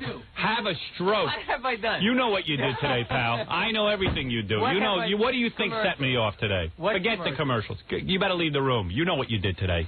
Go off and go talk to Stuttering Vic about what you did today. You know what you did. You're a real wise guy, Pally. real wise. Oh, pal of mine. Bye. Bye. Leave me alone. Goodbye. I got to figure out what I want to do in my life. How I get away from you. I want to be away from you. Bye. I'm not living here with you anymore. I don't spend this much time with my wife that I spend with Tom. Time for divorce. I love you, too. You're a great guy. You're a facilitator. That's what I call you, a facilitator, like the Nazis. They bark at the commands and you facilitate. And you're overzealous. And you're overzealous in your... When Hitler tells you, oh, go kill a few Jews, Tom's the guy who goes out and kills 6 million. So he kills everybody. He said, no, Hitler said a few Jews, not all 6 million of them. He wants me to kill a few Jews. What if I wipe out all of them? Yeah, that's Tom, my general manager. Hitler says, listen, just kill 3 or 4 Jews so that all the rest of the Jews get the notion that they better just fall in line and stop ruling the world. Okay. Tom goes out, and 6 minutes later, he's killed every Jew that ever walked the planet. That's Tom. Somebody gives Tom an order, watch over things. Tom gets overzealous, and he has no ability to discern things. He's a nut and a kook, and I wish he'd have a stroke. Well, now we don't have time for anything. Well, you want me to play the little bit of the phone call, and then Mike will be in here. Mike's the guy who created Beavis and Butthead. There's another guy with a story. You got no money. Another brilliant guy. Where is he? Hey, let's talk to him. Screw the phone call. Yeah. Hey, Mike, come on in here. I got to meet you. It's funny because there was something keeps ringing in my head. Mike Judge just did something else. What? He was on Saturday Night Live. He did a little cartoon for Saturday Night Live. That's what it was. Hey, Mike, that's you? Hey, let me soak you in. I never knew what to picture. Talented bastard. Bad businessman, but talented. How you doing, Mike? Where are you from? Arkansas or something? Where are you from?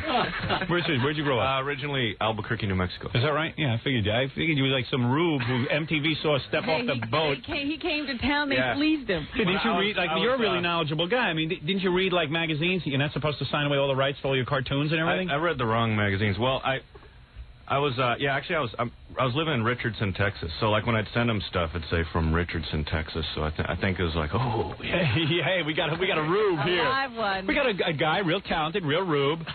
We'll just sign up everything. We'll make Beavis and Butthead. You don't even get any money from the Beavis and Butthead dolls and cards and everything, right? You don't get any merch. Oh, you do? Well, it's in the process of being renegotiated. Yeah, I mean, I think so. By the time he gets any money, Howard, everything will stop selling. Who's your grandfather, Jackie Coogan? Unbelievable. I mean, the Beavis and Butthead thing, I have said it way from the beginning, that it is it's brilliant.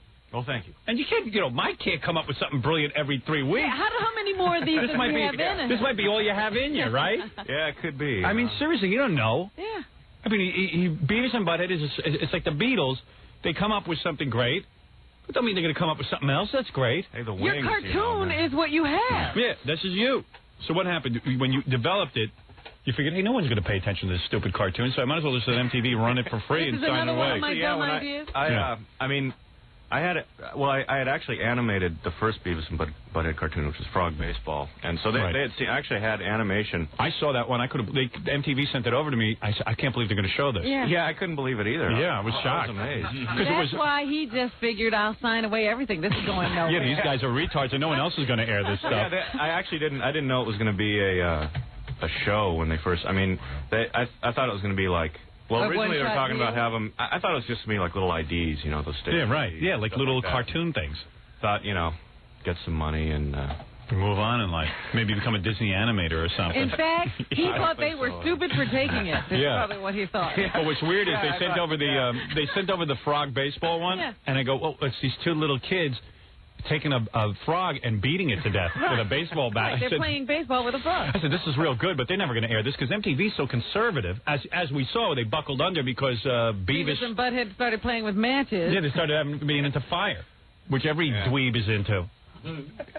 You know what I mean? Yeah, right. Like a 14-year-old's never burned anything before. Yeah, did that freak you out when they moved it to nighttime and stuff? Yeah, that was a rough time. I was out of the country, luckily. Oh, yeah, you had no comment or anything on that, right? You were like, I don't want to deal with this. I was in London doing that. We were recording I Got You, Babe with Cher. Oh, yeah. Did you actually go in a studio with Cher? And I was actually in the booth for that thing we did at the end, talking back and forth. Did you get her? No. You didn't get her, though, did you? No. No. Yeah, she was probably like, well, you're just a cartoonist. Yeah, you're not a rock. You're not a rock and roller. You got to have like a lot of hair and be like studly. Yeah, right. Yeah. So Cher didn't even give you the time of day, huh? And she was pretty cool to me, but it wasn't like you were going to be hanging out. It wasn't like Richie Sambora. Did you squeeze her ass? She didn't show you her tattoo. Yeah. Yeah, sure. Cher, all excited. She's going to be in a video. Finally again. Yeah, finally again. All excited. Meanwhile, you get in a studio with her, she treats you like you're her retarded uncle or something. You know what I mean? It's like, is she all decked out in her, like, rock star clothes? Well, she was wearing, like, kind of a grunge outfit. But she didn't have her wigs on, so her hair is, like, really straight. Is it? She still looks good, though. But does she have, like, big fake choppers? Like big fake teeth or something? I don't know. She had a lot of makeup on. She didn't go anywhere without that makeup, I bet. Yeah. Does she smell? Does she smell okay? She had a ton of perfume on. Did you? I can bet. What perfume she had? She probably was advertising. Cher. Oh, what is it? Opium or something? I don't know. She made a perfume. Did she have a perfume line? She did have, yeah. She has everything. She has it all. Yeah, she had those shampoo things. Well, now she's voicing those Lori Davis shampoo commercials. So how uncomfortable is it at MTV? Like, you don't ever go to MTV offices, do you? Like, no, where do you do the Beavis and Butthead cartoon? That's done at a different location. We have our own studio. Where is it? It's in Columbus Circle. So who's the guy who fleeced you? I mean, do you know which guys really took advantage of you? Because I know because evidently, Jackie was very attracted to Mike Judge. Somehow Stuttering John met Mike Judge. Yeah, how did I get it? Yeah, no, well, I'll tell you in a minute, because didn't you go to the Friars Club with Mike? Well, John wanted Mike to go to the Friars Club with us, so we took him to the Friars Club. And Jackie fell in love with Mike right away because he's like, yeah, I don't, because Mike's a loser. Mike got, ripped off by MTV, and like Jackie could go into his stupid thing. You're getting screwed too, right? Just tell me it's. Oh, I knew I wasn't the only one. Howard gets all the money. Howard and MTV should start a club. Yeah. For once, this is fairly accurate. Yeah, right. No, because Mike evidently sat at the Friars Club. He didn't know who he was dealing with. He didn't know Jackie's a loser. Right. So he's sitting there and he goes, I wish I did a Billy West impression, too. I'm not getting, he goes, hey, I'm not getting paid for Beavis and Butthead. Mike was doing this whole thing. Right. I was doing my whining routine. Yeah, he was going through his rap for these guys. To tell you the truth, I didn't get in a word edgewise because he had a pretty good whining routine. Yeah, I heard he was like better than you. Yeah, you had to shut up. I didn't say 2 words. I mean, because Stuttering John comes back and goes, man, Mike Jugg really got screwed. The waiters came up to me and said, and I go, Stuttering John, the biggest loser on the planet, feels bad for Mike Jugg. That's what I thought when Stuttering John came back whining for you. Do you realize all of MTV, MTV doesn't even do well. I mean, they don't have any ratings except for Beavis and Butthead. Yeah. Yeah, I guess they're... And you didn't get paid. Well, I mean, just think how absurd that is. But, well, it's all... What'd you sign, like a 10-year contract? Or did you just sign away everything? Yeah, it's about 30 years. Oh. 30 years. It's what a is mortgage. It's probably a really long and intricate story to tell, but Mike didn't really get ripped off by MTV first. He got ripped off by an animator, a guy who takes animation and does a film festival. And that guy sold his animation to MTV. It's like a whole sort of long story. Man. Well, but it's not even like a ripoff. It's Mike is a rube. He gets taken. Right. I feel bad for Mike. I mean, if in other words, if somebody sees something good and Mike goes, okay, here, take it. Yeah. I mean, it's not a ripoff. I mean, it's unbelievable, right? Well, yeah, but I mean, I have a little bit of power because I do the voices and... Right. Yeah, ask Billy West about that. Yeah. Billy works on Ren and Stimpy, so the guy who created it, Billy just stepped in and started doing the other voices. Yeah, but I think everybody is eminently replaceable in that department, I guess. Can you do Beavis and Butthead? I don't know. I don't think I ever did. All the voices you do, you can't do that? You can do Marge Schott and you can't do Beavis and Butthead? That's not my... Because Billy will step in and just take over your job. He has no conscience. Now, that would actually probably be all right for me, because then I'd be done, Yeah, but you don't want to be done. It's cool to be Beavis and Butthead. It's pretty cool. I mean, there was a while when I thought it would be cool to just be done, but now I enjoy it. So what were you like? Like did you go to college? Yeah. And would you get out of college and you were like drawing these little pictures and making up voices? Yeah, what did you do for a living? Like, how do you get into that? Actually, I have my degree in physics, and I was an engineer for like a year, and I really hated it. Then I was a musician. That's like me. I was a See, all of a sudden Jackie's eyes lit up. It's just like me. We have so much in common. Yeah. All these guys think they're really smart. Yeah, I know. Yeah, all these guys who think they're real smart, but they all sign bad deals. Yeah. Do you drink? Well, actually, though, I mean, if I think about it, if I hadn't signed it, then if I'd gotten I couldn't get any of the Hollywood lawyers to return my calls. I mean, I'd say, yeah, I got this thing going on with MTV, and they'd be like, yeah, right, just another idiot. Yeah, right. And so I finally, I mean, so you couldn't even get a lawyer to represent you. Yeah, I mean, I could have waited around till I found one, but I just thought I want to get something going. Right, because you had nothing going on. Yeah, I had nothing going on. I was just like, I was nothing. I mean, it's true. You know what it is. It's like, imagine all the bad deals we got into. At the very beginning, they got you. It's true. It really is true. And you're probably lucky those lawyers didn't answer your call. Yeah, right. Yeah, actually.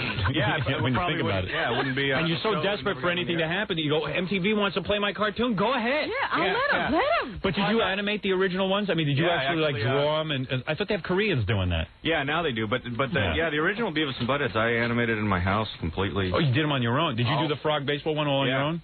I did that entirely myself. How long does that take you? Took me about 8 weeks.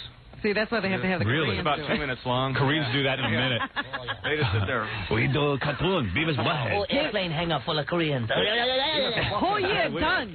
Butthead. This easy. I was actually over there, and they had. I was with the. You went to Korea? Yeah. Oh. And there's like all these Korean guys drawing Beavis and Butthead. Oh, very, very weird cartoon. Yeah, right. And, we don't understand, but we draw anyway for 8 cents an hour. Yeah, the translator came up and she said, What does mean cut the cheese? and she was also asking about what is I am getting Woodrow? They don't get it. Well, who cares? That doesn't translate. They don't have to get Yeah, it. they don't need to know that. Do you write the script still, or I see like they get like 900 guys writing now, right? Well, that wasn't exactly accurate. We had the video comments. Well, we have 4 staff writers, and then we use some outside writers, and so but I just kind of supervise now. Right. I write.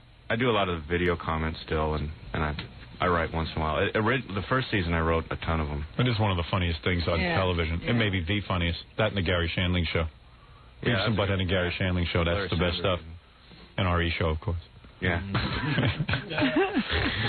All right, let me take the Mike Judge is here. What was he doing on Saturday Night Live? I got to find out. Yeah, so now you're trying to draw a new cartoon. I saw that cartoon. That's the very first cartoon I ever did. The first Milton cartoon was the very first one I did, and then. Oh, that's a character, Milton. Yeah, and then that's the guy in the office. Yeah, and so Saturday Night Live ran that and doing a couple more of those. Yeah, trying to break away from that MTV thing, huh? Yeah, trying to get a franchise now going. He's trying to get paid, is what it is. No, what it is though, the guy who made Peanuts, Charles Schultz. Yeah. He had the merchandising, he had everything. So the guy became a multi-billionaire. Mm-hmm. Well, see, I'm looking in the paper today. Mike's just getting burned. Who created Dennis the Menace? Yeah. He's now retired. You know, he doesn't even draw that thing. Yeah, Hank Ketchum. He's like, I don't need that. Yeah. He goes, I'm done. It'll still be going. Do you have any money? I mean, what's the deal? Seriously, help me out through this. Actually, I think I get paid really well for for just my work on the show, which I think is for the voice work. I think it was a mistake. I don't think they meant to pay me. They had like a no, it's not. They feel a little guilty. Don't say that. It's not a mistake. Don't admit nothing. So I don't understand something. So in other words, you don't own any of the rights to Beavis and Butthead. MTV's got that locked up. No, they own the character. But I get like I have a percentage of merchandising and everything. You do? And stuff like the album I did a separate deal for. So you did? I do separate deals for some of these things, like the video game, So when it's a separate deal where I have to do the voice, it's fine. And they've actually been pretty nice to me lately. So. Probably it's a fruit basket at Christmas. You know what I mean? I got an MTV bathrobe for Christmas. There you go. That's nice. Yeah, they're real generous that way. So now I feel fine. Now everything's cool, There's a bunch of cool things we can do. We can do that. You want to hang? I always thought that Beavis and Butthead doing the news would be kind of good. Yeah. You up for that? So if anything pops in your head, you could be Beavis and Butthead during the news. You bet. Then I was thinking that we could call. I have my own character. Fart Man. And nobody's bought, nobody wants. And yeah, nobody. I could hook you up with MTV, man. That's all right. I don't work for free. Obviously, Mike went in and made a stink, and at least got something going. With yeah, now he's they're being very nice. Yeah. Well, that's what we got to do, Rob. We got to find some guy right off the farm who's got some good ideas and just rip steal him off. Just rip him off. Just take it from him. Jackie says that's me. Yeah, we got to get a rube right off the boat. You know what I mean? Do you know any other cartoonists who really have no clue as to what they're doing? There in Texas? Oh yeah, all of them. All of them. Because Billy was unbelievable. Like the guy, what's the name of the guy who started Ren and Stampy? John Cristalucci. Yeah, you don't even hear about him anymore. Where is he now? He's probably He's trying to develop another Ren and Stampy. He's a writer and a critic now. Is he really? Yeah. Everything anyway, he thought that he was in good shape because at least he did the voice for Stampy, right? For Ren. Yeah. For Ren. Yeah. So they fire him and they say to Billy, "Can you do both voices?" And he goes, "Sure." Yeah. No problem. Yeah. Journeyman, I just walk in. Do those two voices. What is that? Let me see. Happy, joy, joy. Happy, joy, joy. I can do that. Nose goblin. I picked them myself. I can do that. Shut up. Shut up. Idiot. Shut up, you idiot. You fool. I can do that. I could be in that cartoon stuff. Shut up, you idiot. I could do like a gay Peter Lorre thing. I'm working on my own cartoon. Screw it. I'm going to start a cartoon. Me and you, Robin. Yeah. Fine. And then we'll get somebody to rip us off. Yeah. Run it on the E channel. Yeah, I'm thinking of running a cartoon on the E channel, as a matter of fact. Shut up, you idiot. Hi, this is Gay Howie. Little Howie. Little Howina. You know how Roseanne has little Rosie? Little Howie. Little Howie. Shut up, you idiot. Stupid ass. Put your paws on my crotch. Put them there. Yeah. See, like Mickey Mouse was owned by Walt Disney. He started a whole studio off that. That's right. But if MTV had been around in 1930, Walt Disney would have been some bum who got paid some pretty good stuff for doing the voices. We wouldn't know who he was. Yeah. He did the voice. You could have had a whole studio off of Beavis and Butthead. You would have been... You're not a millionaire, are you? You didn't believe in yourself, did you? I have to check with my accountant. I don't know. Are you a millionaire? Seriously, Mike? I think I'm in the ballpark. Really? Well, it depends. All right, that I don't feel so bad. In the ballpark. Give me my Scooby back. What about girls? Can you get girls off of Beavis and Butthead? I mean, you probably I don't know. I've wondered. I mean, I'm married now. So you are. But well, I was married since it started. But oh, too bad. Welcome to the club. But I think I know. What? Even if I got the million you married. Yeah, right. Oh, you've been married since. Oh, did you mean that I make $1 million off Beavis and Butthead? No. So what was it? Some wife you met in college? Yeah. Who now thinks she's responsible for your success? We did it together. We did it together. My wife's got that whole wrapped out with signs that I'm her lucky charm. We're and that, partners. Yeah. If it wasn't for me, you wouldn't be where you are. Yeah, okay, right. I'm the one getting up at 4 in the morning thinking up all this stuff. How do you figure into this? Yeah, you look awfully rested. Yeah, does your wife say that she was part of Beavis and Butthead? No, actually, I don't think she takes any credit for that. I see. It's kind of a guy thing, you know. Try to leave her. She'll take plenty of credit. Yeah, that's true. I started it. I invented the laugh. Yeah. Yeah, actually, she does Beavis. It's the big secret. Yeah, I guess there's also a Beavis and Butthead video game out there. Yes, I've been hearing about that. Yeah, I haven't played that one yet. Yeah, is it good? Video game? Yeah, sure. I'm a 2-year-old. I'm an idiot. Of course I play video games. I couldn't figure it out. I haven't played. I was really into Super Mario Brothers 2, and I haven't played anything since then, and they've gotten more sophisticated. I couldn't get them out of the living room. Then I finally got them out of the living room, and I couldn't get them into Burger World. Yeah. But it was pretty fun. I just haven't had time to play it. Right. It's pretty cool, though, to invent something and then it becomes a video game. Yeah, you see it all over the place on Yeah, it is pretty weird cups actually and boxes. moving a little joystick and seeing them move around. And my daughter tells me there are kids in her class who are like flunking out of school just because they think they're Beavis and Butthead and they want to be like Beavis and Butthead. them. Yeah. I mean, that's pretty great. All right. Yeah, right. He feels very proud of what She he's said done. the's one kid who sits in the back of the room just goes, the whole just damn get time. The teacher's attention. Yeah. I'm going to flunk. You should be a proud American, Mike. Anyway, so Mike Judge is here. Well, let's do the news when we get back. People were complaining about Bart Simpson, and then Beavis and Butthead. Yeah. And then maybe Fartman and Beavis and Butthead can call the Iranian embassy or something and yell at them. You want to do that? Yeah. Yeah, that's fun. Are you threatening me? I mean, I won't pay you for it, but neither did MTV, so what's the difference? All right. Mike Judge is here. Used to that. The creator of Beavis and Butthead, the man who started it all, the man who started a revolution. You it know is great. There should be the creator, and then there should be the money goes to. Yeah. Yeah, credit for the money. So what do you get, like 5% of the profits off of merchandising? Actually, I think it's up.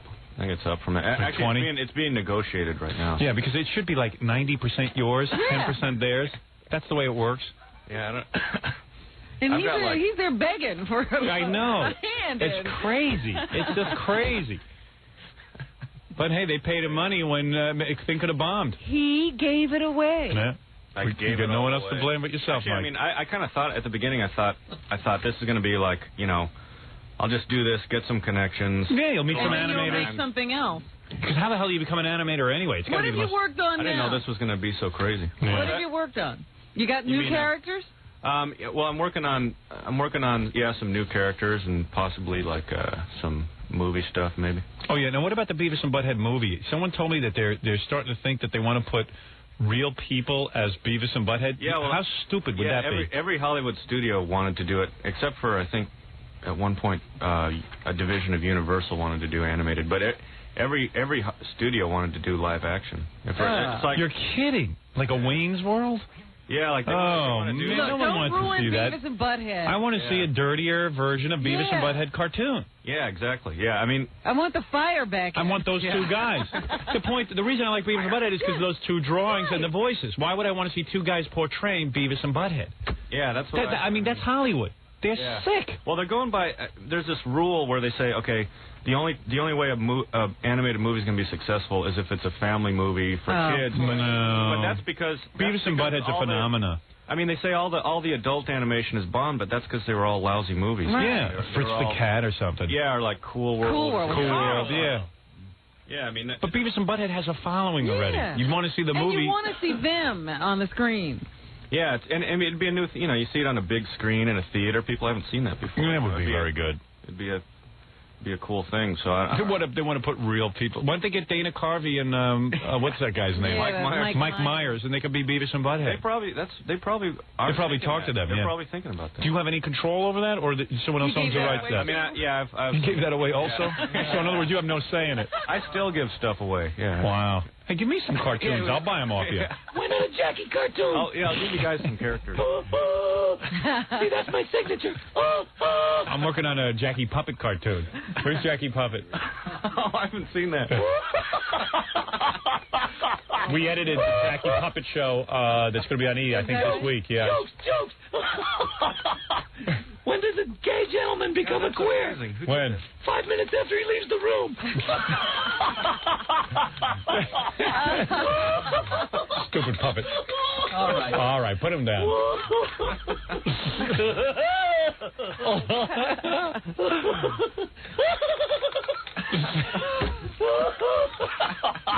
All right, put him down. Oh, man. Big dope. I don't mean you, Billy. I mean the Jackie Puppet. Right. Yeah. Who made that? That's amazing. Isn't that amazing? Some listener brought it in. Yeah. I don't even know the guy's name. He's got a Budweiser. Blow up his belly. Blow up Jackie's belly and then press it and watch it fart. Michael liked this. Hey, Letterman's a big fan, huh? He deemed you acceptable. Yeah, and in TV Guide, that was really cool. Yeah. That changes though. He turns on you. Yeah. Well, he'll tell the press one day you're funny, then the next day he'll tell you he doesn't get it. So you can blow up Jackie's belly. All right, just put it aside. Oh, what belly's doing?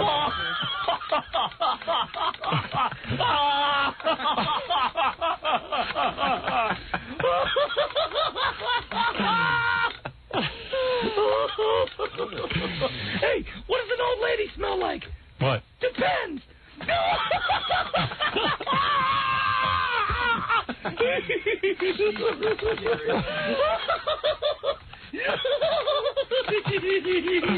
The Jackie Puppet. Jackie Puppet, you must feel good that Mike Judge is here because he lost all his money too. Oh, bond with me. Jackie Puppet, you're a loser in the sense that you always work for gigs and then you realize you got too little money, right? Yeah, deep down, this makes me feel real good. You're happy when other people you're happy when other people don't have a success.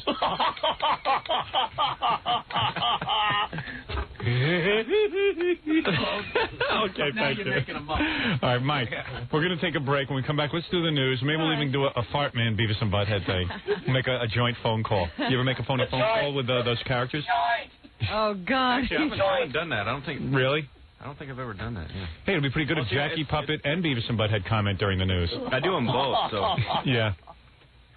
I actually do. I do all the other main male characters in the show too. So. Oh, you do? So we could do some. Thank God. No wonder they're paying you well. See, so they can't cut you out. So someone's got to do. I've heard a lot of guys try to do Beavis and Butthead, but they never do it right. Yeah. So you got that going for you. Kind of subtle. Yeah, it's got to be you. It's not funny when other guys So far, do. so good on that one. Let's take a break. We'll do the news. Beavis and Butthead will join us during the news. Also, Jackie Puppet will be joining us during the news. There he goes.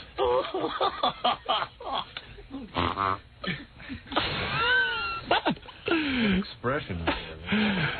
All right, why don't we take a break, and we'll be back. Chucky. It's Chucky the joke. Chucky Puppet. All right, let's take a break, and we'll be back right after these words. I am sitting here with the great Mike Judge, who is the creator of Beavis and Butthead. You know, I forgot to tell you, when Beavis and Butthead first came out, Ralph and I were somewhere with girls, and Ralph started telling the girls, because he does the voices. Yeah. But he doesn't do them all that well. So we told these girls that he was Mike Judge, and that he's the creator of Beavis and Butthead, and he started doing the voice, and he got laid. Oh, man. That hurts. It worked. They bought it. Hey, Ralph. That probably come happens in and every day somewhere. Oh, yeah. Because no one knows what you look like. So you got to get out there. And I got to get on TV and prevent that from happening. Yeah. It works. Because, when it first came out, it was like people were like, no one knew anything about it. This is Ralph. Where were we when we did that? Do you remember? Score. Were you talking about the strip club? Yeah. Yeah, Scores. A couple times at Scores. Do your Beavis and Butthead. Hey, man, this is the guy who does the voice of Beavis and Butthead. Hey, girls. That's it. That was it. All he has to do, huh? Yeah, all you got to do is like, You know, girls are like hot. They're all over you. You should go over to Scores and do that. Yeah. I'm telling you, we'll bring you there one time. You come to one of our parties. That's All pretty right. good.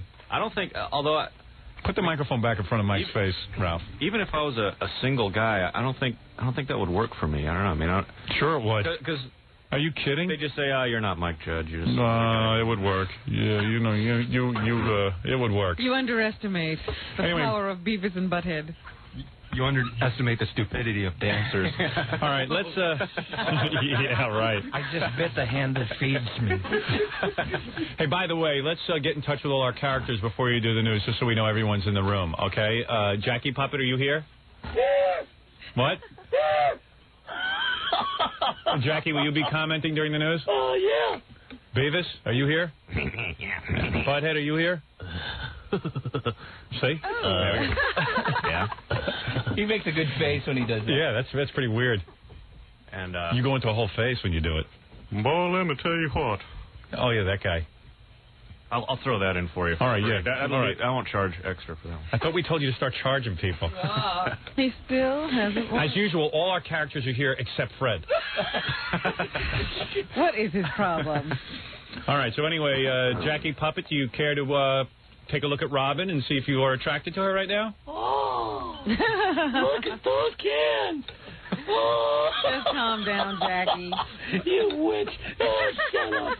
And Butthead, what about you? She's got big hooters. All right, so all of our characters are here and prepared to comment. From Fartman. Oh. Where's Fartman's theme music? Quickly, Fred. Making my character look bad. I'm Fartman. I'm Fartman. No, turn that one off and give me the other. You are so stupid. I'm Fartman. My odorous back end whistles stinky wind in the face of adversity. I have the super sphincter that saved the planet. You look lovely, Robin, infant, with words like stinky and duty. All right, all our characters are here, Robin.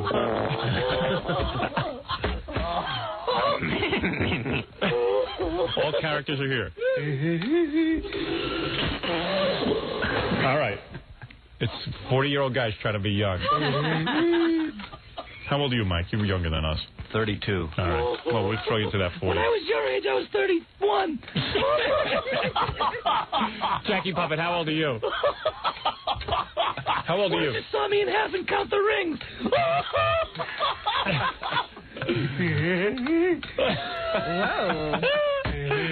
Oh, man. All right. Okay, Jackie Puppet. All right, it's going to be hard getting through the news with all our characters, Robin, but we're going to try. Oh, they'll do it. Beavis and Butthead are here, and Jackie Puppet and Fartman. Learn to blend in.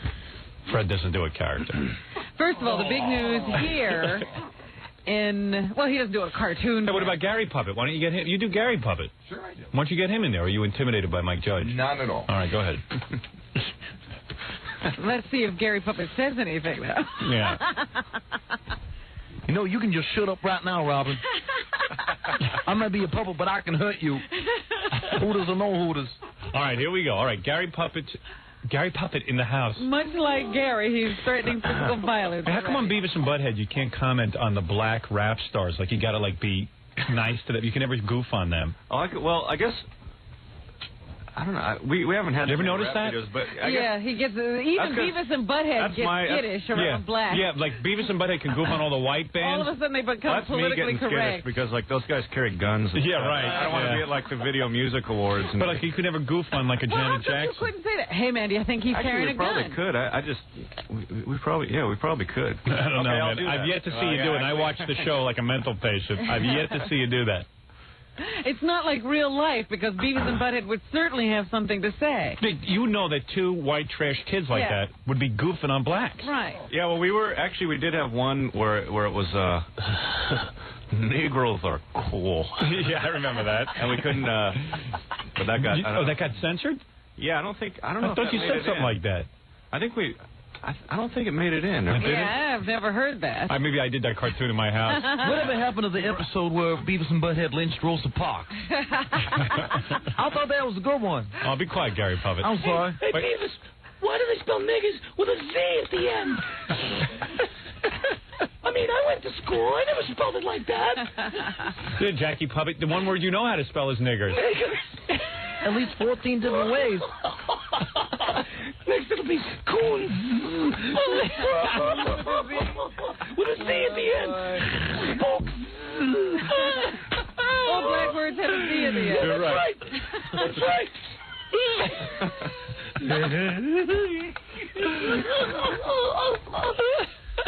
So, Jackie Puppet, you really break yourself up. All right, take it easy. You laugh so hard you pass wind. That's right. So that Friars Club food. I think I see a steak in your shorts. Everything's good, nothing's great. What does that mean? It's the Friars Club food. Oh. Is that what Jackie says? Oh, that's a Jackie-ism. Everything's good, nothing's great. Look, there's Joey Adams in the corner, drooling into his soup. That'll be you and me someday, pal. All right, very good. But I'm telling you, Beavis and Butthead, they don't comment on black people. They you don't. Gotta change that. That's not real. We have a couple new ones where they do like before they've never acknowledged any racial stuff, but I'm gonna start getting into some of that racism, you know. Yeah, we could do that in the movie. You gotta get into some racism. Use Beavis and Butthead for evil purposes. Start riots in the movie. Yeah, right. Have people killing each other in a Beavis and Butthead movie. Yeah, I don't get enough flack. So what studio is doing the Beavis and Butthead move? It's in limbo. In limbo. That Paramount Viacom merger really threw everything off. Oh, did it really? Yeah, because they thought it was going to go to Paramount for a long time, and give it to me. I'll produce it. Yeah. Damn, how hard would that be? We'll do a whole bunch of niggers and kike humor. We'll take care of that. Equal opportunity. Oh, yeah. Like you should have an episode for Halloween. Beavis and Butthead are like Amos and Andy, and they go around, "Hello, Dad." Really go wild. Let me hear Beavis do a black accent. Holy mackerel. Oh, they don't do that. I'm telling you, they're afraid to talk. Even here, they're afraid to talk about black people. I don't know what it is. I don't know. Even in this room where anything goes. What's up? What's up? What's up? What's up, Jackie Puppet? What's up, homeboy? Yeah, let Jackie do his black accent. Yeah, let me hear Jackie Puppet. I've been walking in the bathroom that day. All right, Jackie Puppet. I believe they're going to get all right, be quiet over there, Jackie Puppet. You're taking up Beavis and Butthead. Sorry, let's comment on the news. Beavis and Butthead. Go ahead, Robin. You say Fred's too reticent, Jackie's too. Jackie Puppet doesn't shut up once you get him out of the box.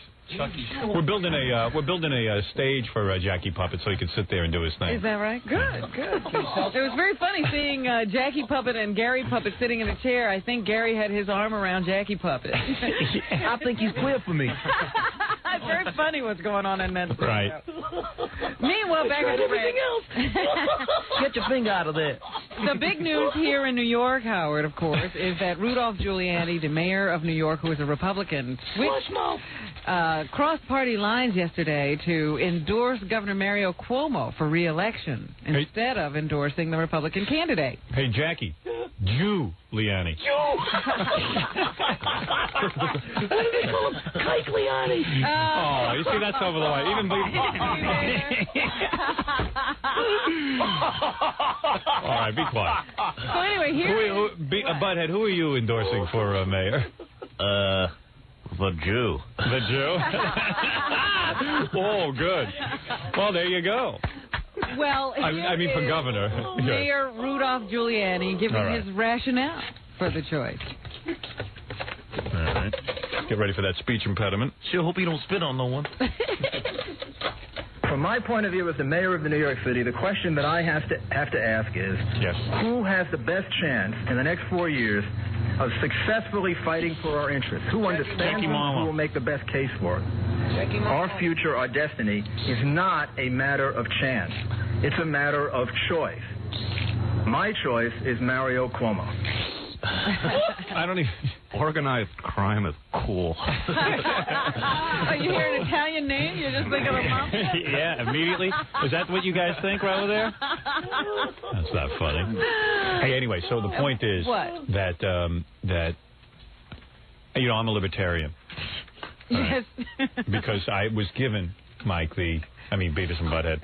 I was given the endorsement or the endorsement of the Libertarian or the nomination, Party. actually, Right. for governor. But in trying to decide who I would vote for, I don't know. You know, it's like I'm sick of Cuomo with the taxes and Pataki's for the death penalty. Yeah. And even though I don't know You can't Pataki, just vote on that one issue. no, I won't. But the thing is, you see, we were discussing this morning. Yeah. Cuomo went out of his way to free a guy in Texas who they were going to kill. I know, it's very tough. You know about that? To get past that. Yeah. I mean, there was a guy who had killed someone, I think it was in Texas or something.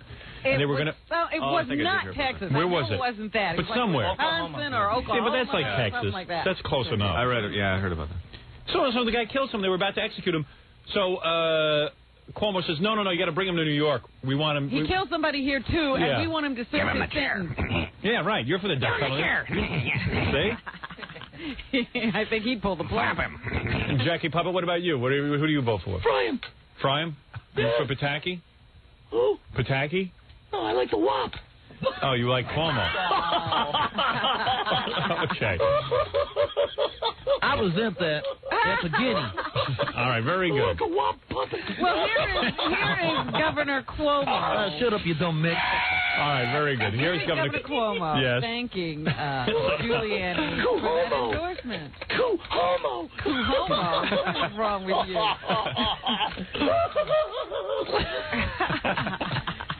Hey, he's out running for governor. Who's stirring the sauce? Oh, listen to you. What's in the sauce? I'm delighted. It's a very flattering thing he says when he says that he thinks I'm better for the 8 million people of New York City. Right. So there you have it, a big uproar in the Republican Party now because they're not getting the endorsement of the mayor of New York.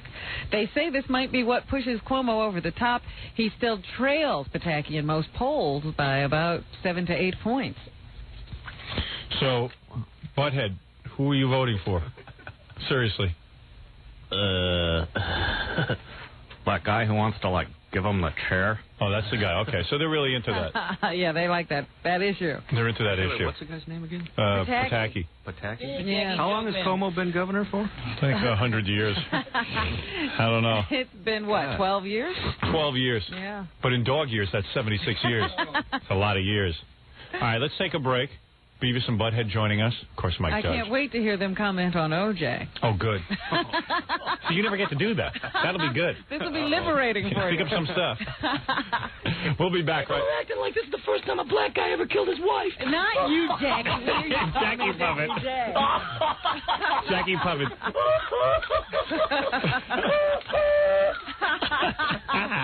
Jackie Puppet. Jackie Puppet, I feel you're hogging the microphone. You're not allowing Beavis and Butthead to talk. I want to hear what they have to say. I don't care. Hey, it's every puppet for himself. Every character. Every character is going to fight it up. To the mic. Yeah, I need some puppets. I'm gonna. You don't need puppets. Oh.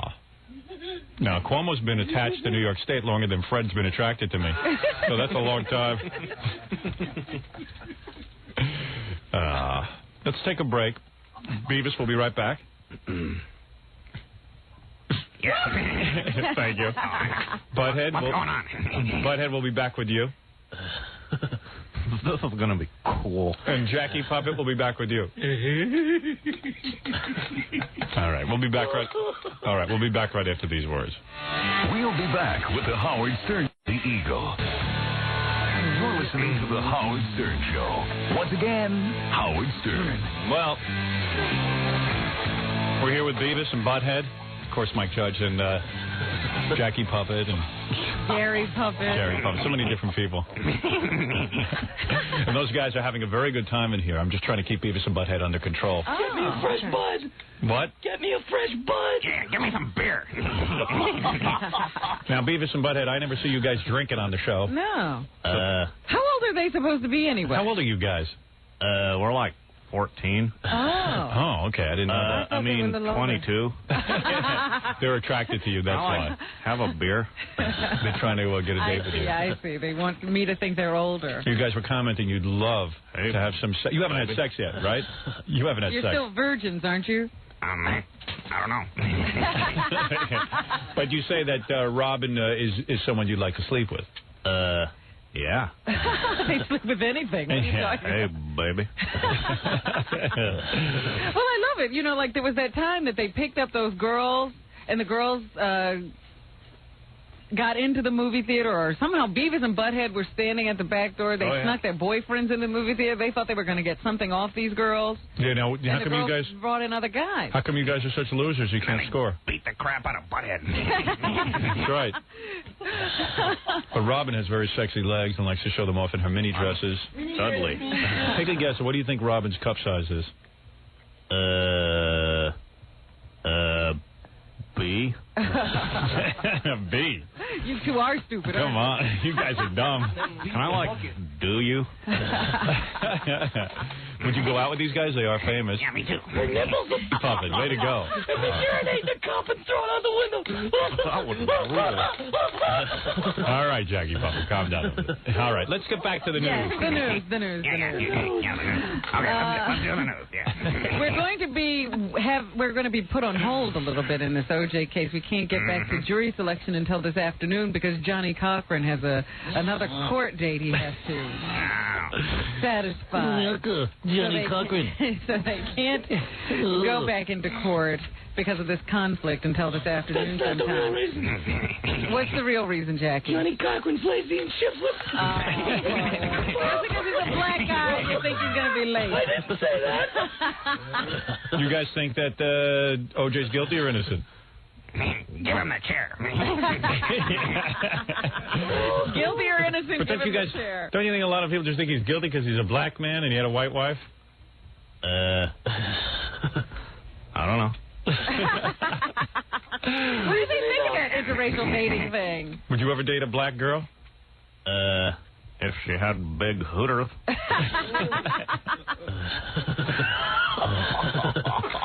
Jackie Puppet likes you guys. Hey, why will OJ be comfortable in jail? Why will OJ be comfortable in jail? Why is that? He's used to big black guys opening up holes for him. That wasn't funny, Jackie. Oh, yeah. You're the judge and jury of funny. I'm out there working the trenches. You're not in touch with the public. You don't know what makes people laugh. That was funny. Anyway, Judge Ito refused to take refused to accept a defense recommendation to dismiss 70 jurors in the pool because they had heard Marcia Clark say that she thought they were liars. She said that they should all be forced to take lie detector tests because she thinks that some of them are lying on their applications just to get on the jury. She wanted them dismissed because they had heard that. The judge said no. He still thinks it's possible to impanel a jury from this pool of 300, and they will continue. Here's some butthead. What do you guys think of that, Judge Ito? What do you think he's got on that computer on his desk when he sits there with that computer? He's got a big butt. You think under those robes he has a big butt? You're saying Judge Ito has a big butt? Yeah. I see. Big butt. He has a big butt.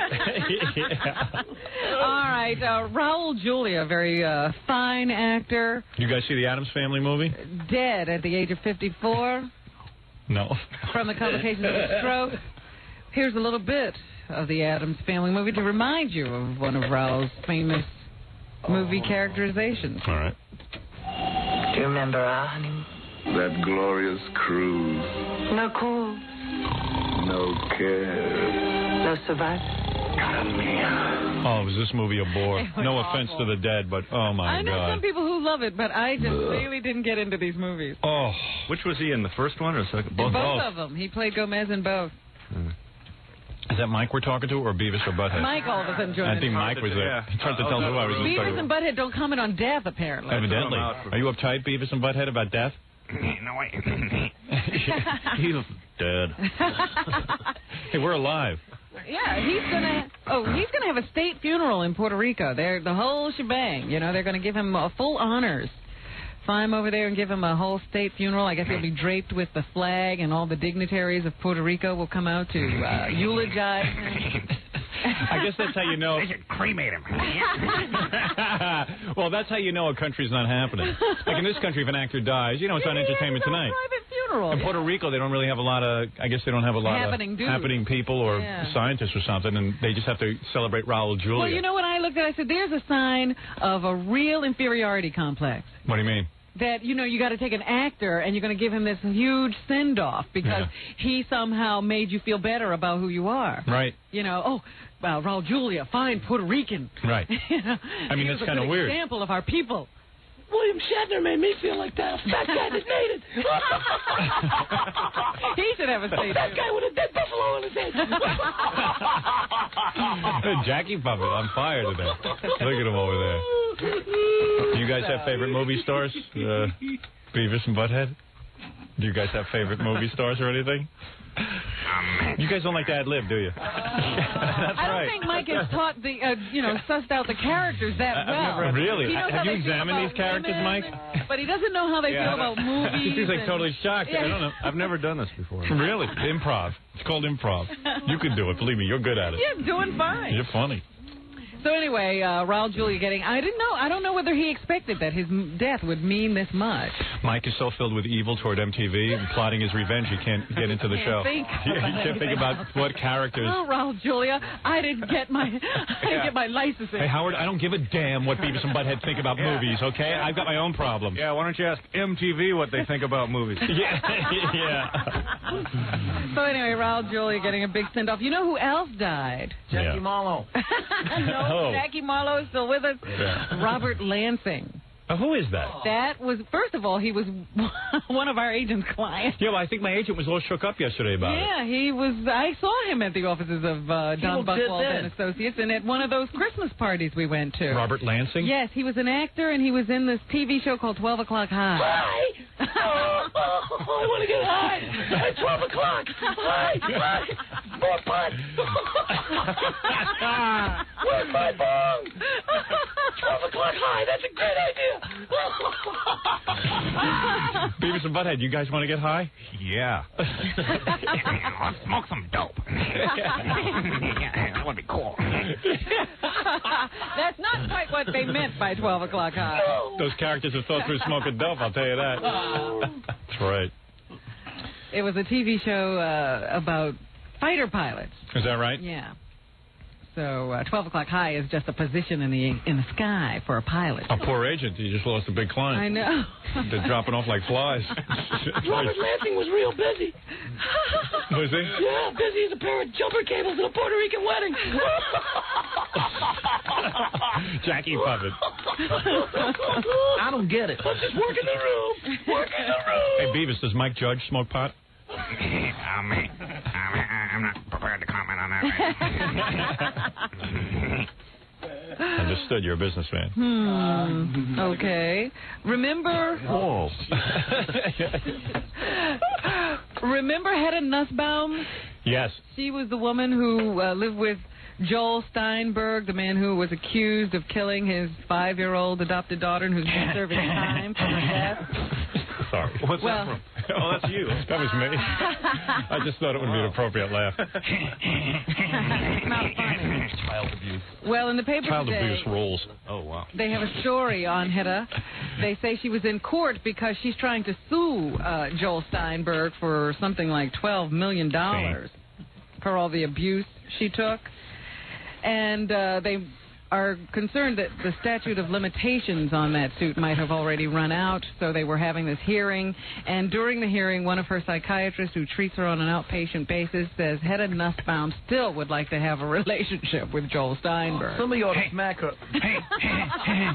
Boy, I tell you what, somebody ought to go upside her head. Guess what?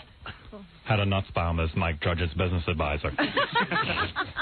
Head of lettuce. Believe me, Mike Judge took more abuse than Hedda by MTV. He still has a continuing emotional attachment. Yeah, I do too, yeah. He's accused of using force, beatings, withholding food, making her sleep in a bathtub, all kinds of things to humiliate and degrade her. So what's wrong with it? Yet, deja vu for me. She still says he's a good man and he was Really? a good lawyer. Yeah. No kidding. Yeah. So And a swell dancer. Talk about loyalty. Yeah.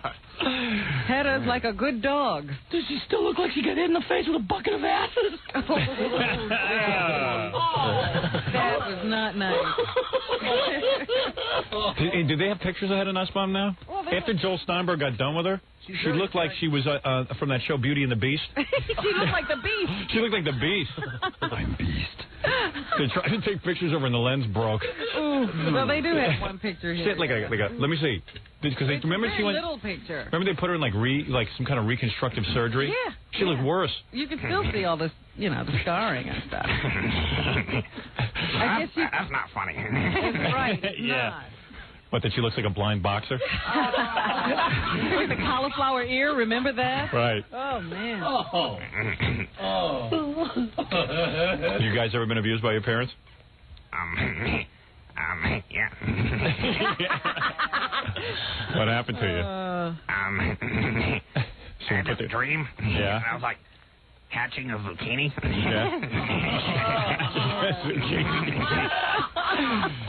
Someone put their hand on your pants, too? That was Father O'Malley, Beavis. I guess it's a hard subject for you guys to talk about. Yeah, they don't want to talk about that. I don't want to talk about that. Right. Did you go back for more after it happened first time? Oh, yeah. Which lottery game is it that's up to about $40 million, Howard? It's Jackie Marlowe game. They say tomorrow's $40 million lotto drawing. Go to your local corner store and pick up a Pick 6 Lotto play card. Oh, okay. It's the regular game. I thought it was one of those goofy games where the Pick 10 or something like that, but it's up to $40 million. Pick your ass. Mike Judge will be first in line for that game. He wants to get his money from MTV. So he can buy back. Yeah. So anyway, yeah, lots of money to be won on Lotto this week. $40 million at least. What would you guys do with all that money if you just won like $40 million or something? Beavis and Butthead just stepped outside from. Oh, really? Is that what happened? You can't handle this? You're freaking out? Is that true? I think Mike might be freaking out. Money. So be Mike for a while. Okay. Now Is that tiring? What, being Mike? Yeah. No, Beavis or Butthead. Does that hurt your voice or something? Yeah, actually, Beavis hurts my voice. Does it really? Yeah, especially when I'm doing that. Fire. It does, huh? The real loud stuff, yeah. Yeah, but it's worth it. Well, when it's you're getting paid. It, yeah, if you're getting paid, it'd be worth it. Right. Yeah. When I see those big paychecks, yeah. You know what? They found this. Scientists have found a fly, Howard, who produces one sperm. You mean it was open? No. Stop it. Shut up, Jackie Puppet. I'm going to smack your head. An insect called a fly, Jackie, that produces one sperm that is 7 times its body size to ensure fertilization. And they said if a man were to produce a sperm 7 times its own size, the sperm would be 30 feet long. Wow. That would be cool. It'd be a whale. Sperm whale. Can you imagine that? Wouldn't you guys love to have a sperm 7 times the size? Yeah. Why not gore? But who could you date? Everyone would want to sleep with you. Beavis' mom. A giant white tadpole. Shut up. It's not nice to talk about his mother. Yeah. No, swallow!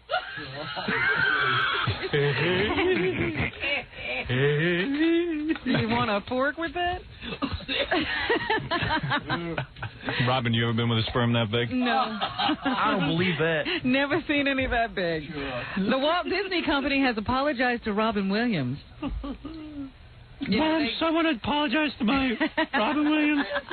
I'd like to apologize to Robin Williams for the bathtub incident. It'll never happen again. It was stupid and thoughtless. And, please Disney don't make a mockery of it. broke a promise to Robin by using his voice to hawk Genie merchandise after the Aladdin film. Genie merchandise. In 1992. They had specifically said they wouldn't do that, so Robin got very upset and would not participate in any sequels. They have now made up. Robin says it's much like the reopening of diplomatic relations between foreign countries. See, he knows how to play it. Yes, work for Disney again. Metaphor. You know what's funny about that? See, that's what Mike ought to do with Put me MTV. in touch with his lawyer. But that's what you ought to do. You ought to refuse to do the voices, refuse to contribute anymore until you get your fair share. I'm being serious. Well, that's kind of what's been happening. Really? We're in the middle of renegotiations. Cool. Let's call them. I'll help you. Who's the guy that you have to renegotiate with? I'll call up his fart man. What's the number? Gary, give me the number for MTV. I'm gonna renegotiate for Mike. You'll take care of it. Give me a phone number, please. Let me take care of it for you, all right? Okay. As a favor, I'll do it to you because you were good enough to come in. I'll help you. Thanks, Jackie Puppet. You helped me. I'll tell off those bastards. You know, the world's greatest negotiator, Jackie Martin. Yeah, look. Jackie Puppet is going to help us negotiate with MTV. I've done some work for MTV. I'll be glad to help. You march in there all by yourself, Mike. Right into the shark pit, all alone. You don't need an agent. You tell them to screw themselves. That's right. They can't do without you. They don't know what to do when you come walking in there alone. You have gold. Let's call him. Yeah, we're going to call him. I'm going to take a break. All right. And then I'll call Get the MTV. number?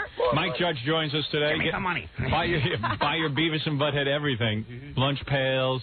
There's the book, the encyclopedia. There's the video game. There's everything. There's anything you'd ever want in Beavis and Butthead paraphernalia. Am I supposed to be promoting anything in particular? No, just new shows next week. Yeah. 5 new episodes. Then when we go in December, I think there's going to be like 15 or 20. Because there's always confusion when the new episodes Right. start. You Oh, never yeah. know. Yeah. Yeah. What's that all about? I don't know. I never know when anything starts on MTV. I don't know. I don't even know when it changes time usually. I know. I'm not even sure when it goes on. I know it's on at night sometime. Yeah, it was on. Well, now it's on it's every night from I think it's 11 to 12. Yeah, Eastern. it's on twice. But you know, they 4 times. They promote. It's 15-minute shows. They promote Real World all the time. I never see promotions for Beavis and Butthead. They don't. Yeah, I guess they. Yeah, I don't know. Well, they promote once in a while when there's a new episode. They promote. Yeah. Yeah, You're supposed to just keep watching until it happens. Well, when you call MTV, you can get on their case about that too. All right, I'll call them next. All right, give me a commercial break to think about. And I have to slip into my fart man costume for negotiation. We'll be back right after these words. All right, I was going to do Mike a favor. And do what? Call MTV. And blow my negotiations right up. Hello. Okay, just testing. No sense of humor over there, huh? Fred, I'll dial MTV. I'll ask for, As Howard, you're going to dial. Yeah, but then Fartman will pop on. All right. Tom Freston is the CEO. That's the guy you're supposed to negotiate That's with. who he's talking to? Whoa, he's way up there. Yeah, well, that's who you should be talking to. You're the most. Why are you messing around with the little guy? You're the most important thing on the network, and you're messing around with little guys? My agents are all messing around with it. Actually, I think they why don't you messed tell your around agents to get it together? You take Jackie Puppet's advice. You don't need an agent. You walk in there. You walk in there, look them straight in the eye, and ask for what you want. And if they don't give it to you? They don't give it to you, you walk. You got to be prepared to walk. Why should I give 10% of anything I make to somebody else? Represent me. Mike is talking to a puppet about his career. Jackie Puppet. And I'd be better off. Yeah. All right. Let me see if I can get Beat this. them at their own game. Shut up, Jackie Puppet. Take a hit off this first before you get into it. Just go in there stoned. You don't know what happened. Oh, he's got the bong. Yeah. Jackie Puppet always carries a bong or a beer. All right, let's see.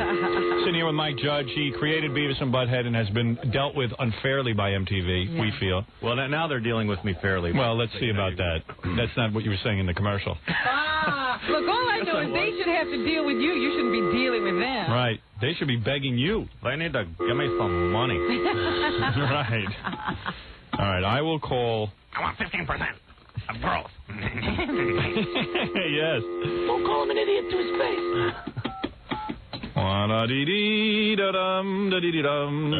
Mr. Freston? I want Give me the music. Money. Hello? Thank you. Hey, can I get some reverb, too? Hello, this is Fartman from the Howard Stern Radio Show. May I speak to you or Mr. Freston on the air for a moment regarding the career of Mike Judge, the creator of Beavis and Butthead? Hello? Hello? Can I just speak to you for 1 second? Hello? Yeah, hi. Hi. I am sitting here with Mike Judge. He is the creator of Beavis and Butthead. Hold on, please. Thank you. She's putting Fartman on hold. I want the money. He is dissatisfied. I am Fartman. I am here to protect all of those who have been wronged. All artists. I am Fartman. I am the king of all gas passers. You must immediately reinstate all of Mike Judge's rights to Beavis and Butthead, or I will coat your offices with a brown paint that you will never forget. Hello? Hello? He is the power supreme. Either loosen up or you better put garbage bags on your head when my butt tornado whirls through your offices. The cheeks of my ass are quivering with anticipation. Hello? You're on hold, Fartman. Oh, great one. It's your enemy, receptionist woman. And I'm a butt tornado. Don't worry, boys. I will protect you. This is gonna rule. You're gonna get your raise. You're gonna get your raise. Hello? Mr. Tom Freston? Hello? Hey, stupid. The butt tornado. Answer the phone, stupid. He thinks he's so great because he runs MTV. We all know that MTV only gets a 1 rating at the most. He is not so great. Fartman knows this. You're backed up by Joke Man, I think. Joke Man. With my little buddy Joke Man, we will get a raise for Beavis and Butthead. I have the power to suck up to you as long as there's money involved. Hello? I am on hold now for over 2 minutes. Hello? Hi, thanks so much for waiting. I tried to interrupt him. No one's picking up on the intercom. He's in a Can you leave him a message? Certainly. Please tell him that Fartman called. Okay, very good. And that I will be calling back within a day if Mike Judge, a.k.a. Beavis and Butthead, do not receive more money. They deserve more money, as you do, by the way. You are a very good receptionist. Not even receptionist, but a assistant. Thank you. Okay, Howard, I'll let him know. It's Fartman. No, Fartman. This is not... Please do not say Howard called. It is Fartman. Okay, great. Thanks a lot. Now, let me just warn him. I'm real busy. Make it fast. Okay, I'll do it with it. That this is what he will hear in person if he does not comply with Mike Judge's wishes. Here they are. And that will be done in person, where it will really smell. All right? Hello? Hi, yeah, I'm listening. Yeah. My colon is wound as tight as a spring and will rip his nostrils off. Because do you watch Beavis and Butthead? No, I'm afraid I don't. I really have to go for it, man, but thanks again. Thank you. Bye-bye. Remember, stand up for Mike Judge. Oh, wow. Farts are cool. See what I have to deal with? Yeah. How can they treat Fartman that way? How dare you? Was that MTV or PMS? Hello. If it is up to me, you will get your raise. I will fly over to the offices of MTV tomorrow. And if you do not get your raise... There will be a huge butt tornado. That's right. Now it's up, and away. Goodbye, Mike Judge and Beavis and Butthead and Joke Man.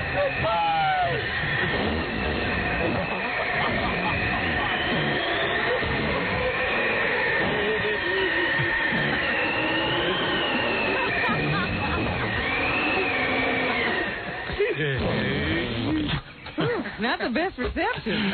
Wow, did you see Fartman in action, Robin? Wow. Hey, Mike, you're lucky. I think he might be losing his power. Yeah, I got a superhero on my side. Yeah, you're in good shape now. Yeah, now I'm going to... You're probably out the door now. Everything will fall into place. She actually went and tried to interrupt the meeting. That was pretty good. That's pretty good. Yeah, bull. Yeah, Tom Freston doesn't have the balls to get on the phone with Fart Man. No balls. head of the MTV network. Big deal. I bet you if he left there, what job would he get? Who's going to hire him? ABC Network? NBC, Do CBS? for us what you did for MTV? Warren Littlefield laughs at Tom Freston. Big decisions. Whether or not to interrupt the Trickster video for Middle East updates. Yeah, Tom Freston in a big meeting trying to decide which videos to put on. Hey, why don't you ask Tom Freston, why is it that in black videos, the girls can wear thongs and guys can beat on the women's asses, but if a guy did that in a white video, they would throw it right off the air?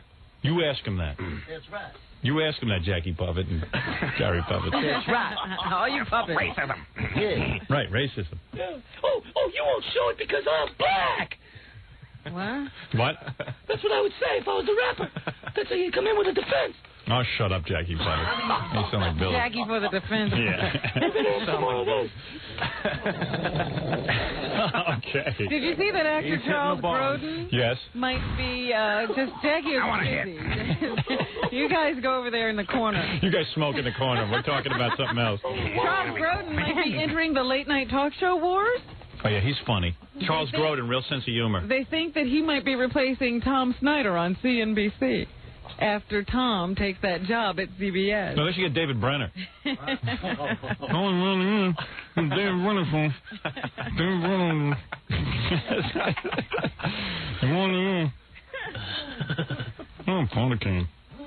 Cocaine. I tell you, television's getting funnier and funnier just because of what they put on it.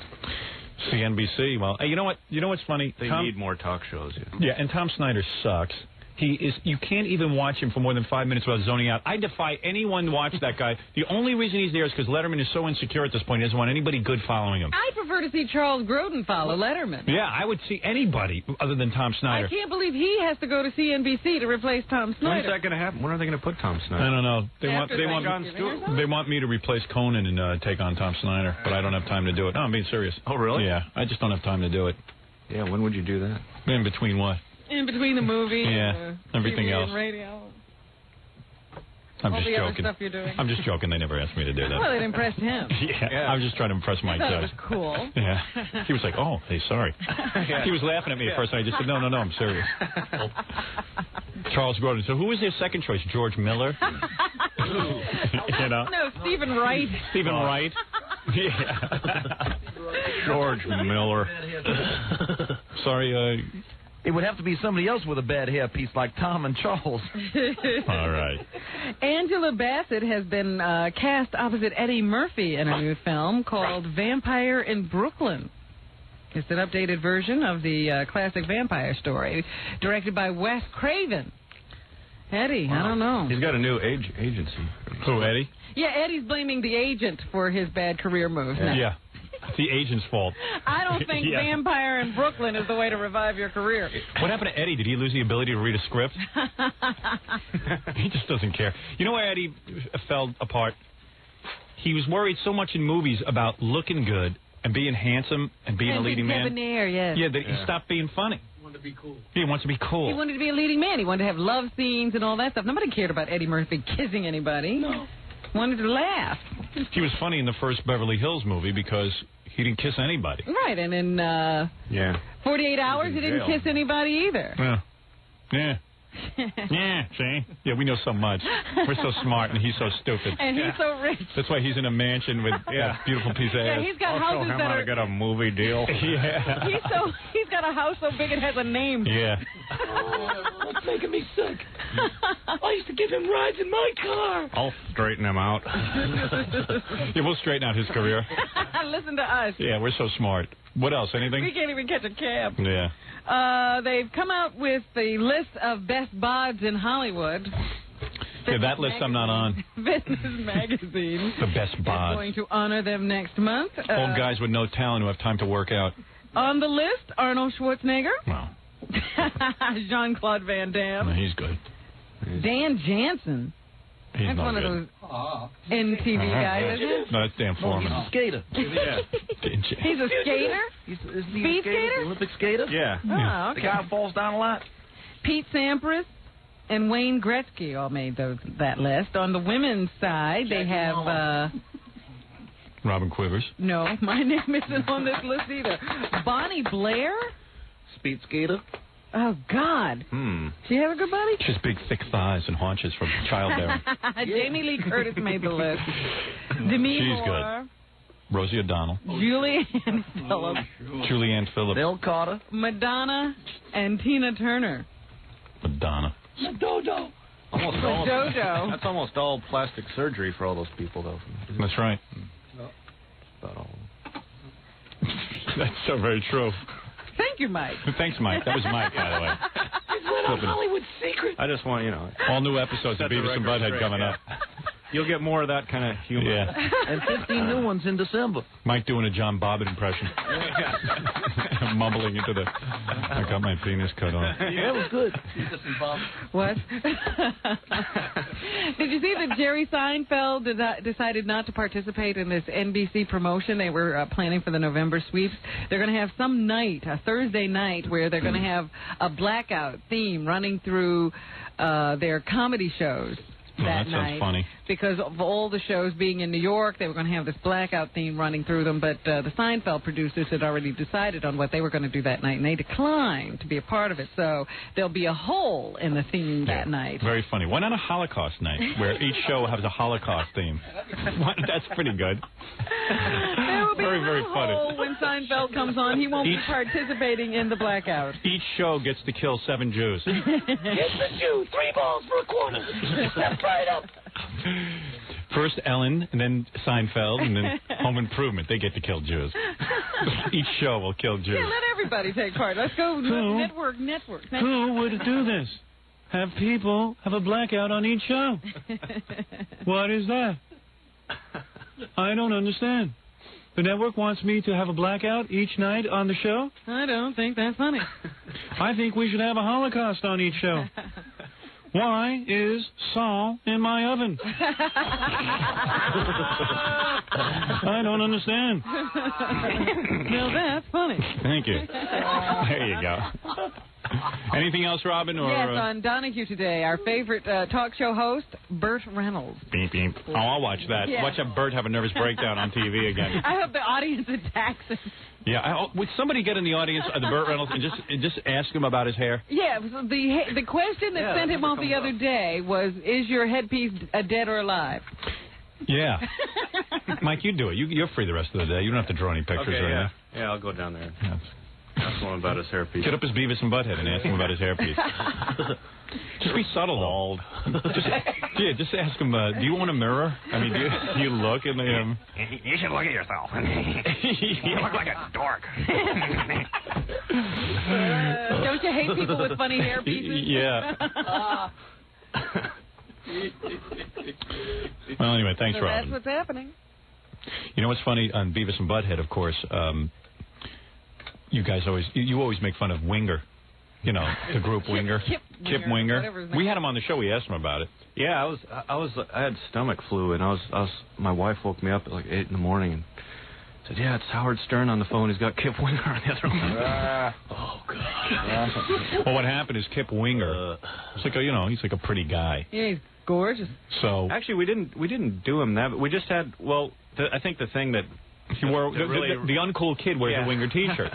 And so Kip Winger called up Mike and said, "Can you stop having that kid wear the Winger T-shirt?" And that's all you have to do to a guy like Mike.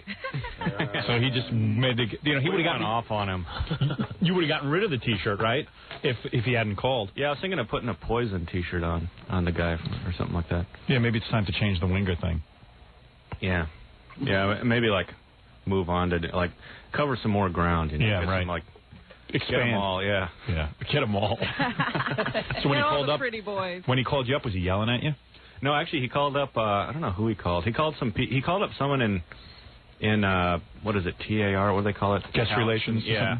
And then they called us. He called up a girl he knew there, I guess, and then she called us up, I think, without asking anyone above her. Because you can kind of kill a guy's career with just putting a weird T-shirt on Beavis and Butthead, right? Yeah. Well, it's not like it was.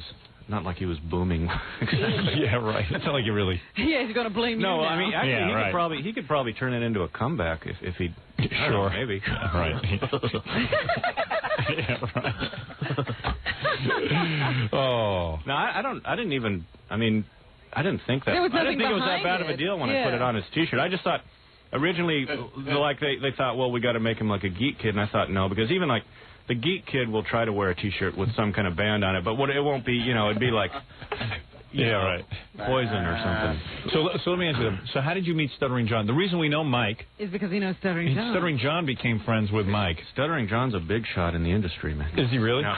So how bad has he lobbied you for that kid to wear a Stuttering John T-shirt? Like, does he bother you all the time? Didn't he want you to critique a Stuttering John video? And Yeah, he wants the video. He wants the And he T-shirt. wasn't too bad about it. He hung out with me for a long time, then casually brought it up. Yeah, and he keeps thinking you're going to do it. He comes in here every week going, no, I spoke to Mike, and he's going to put Stuttering John on Beavis and Butthead. Does he really think all the time. And it's not going to happen. I try to explain to him. Would you tell him now it's not going to happen? Man, Mike really loves me. Actually, but I think this guy's nobody.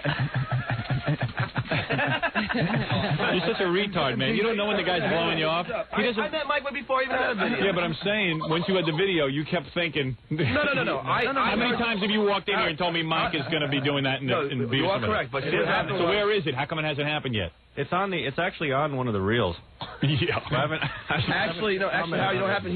What happened was we heard through the grapevine that a girl that screens his videos wouldn't show him my video. That's when you believe that, right? Yeah, I do. Okay. You don't think Mike has seen your video? Mike can't get it for himself. He saw my video. He doesn't want to make fun of it on Beavis and Butthead. That's all right. He's not big enough. He doesn't have to. It's no big deal. Hey, John. Yeah. There's no Santa Claus. I hate to break it to you.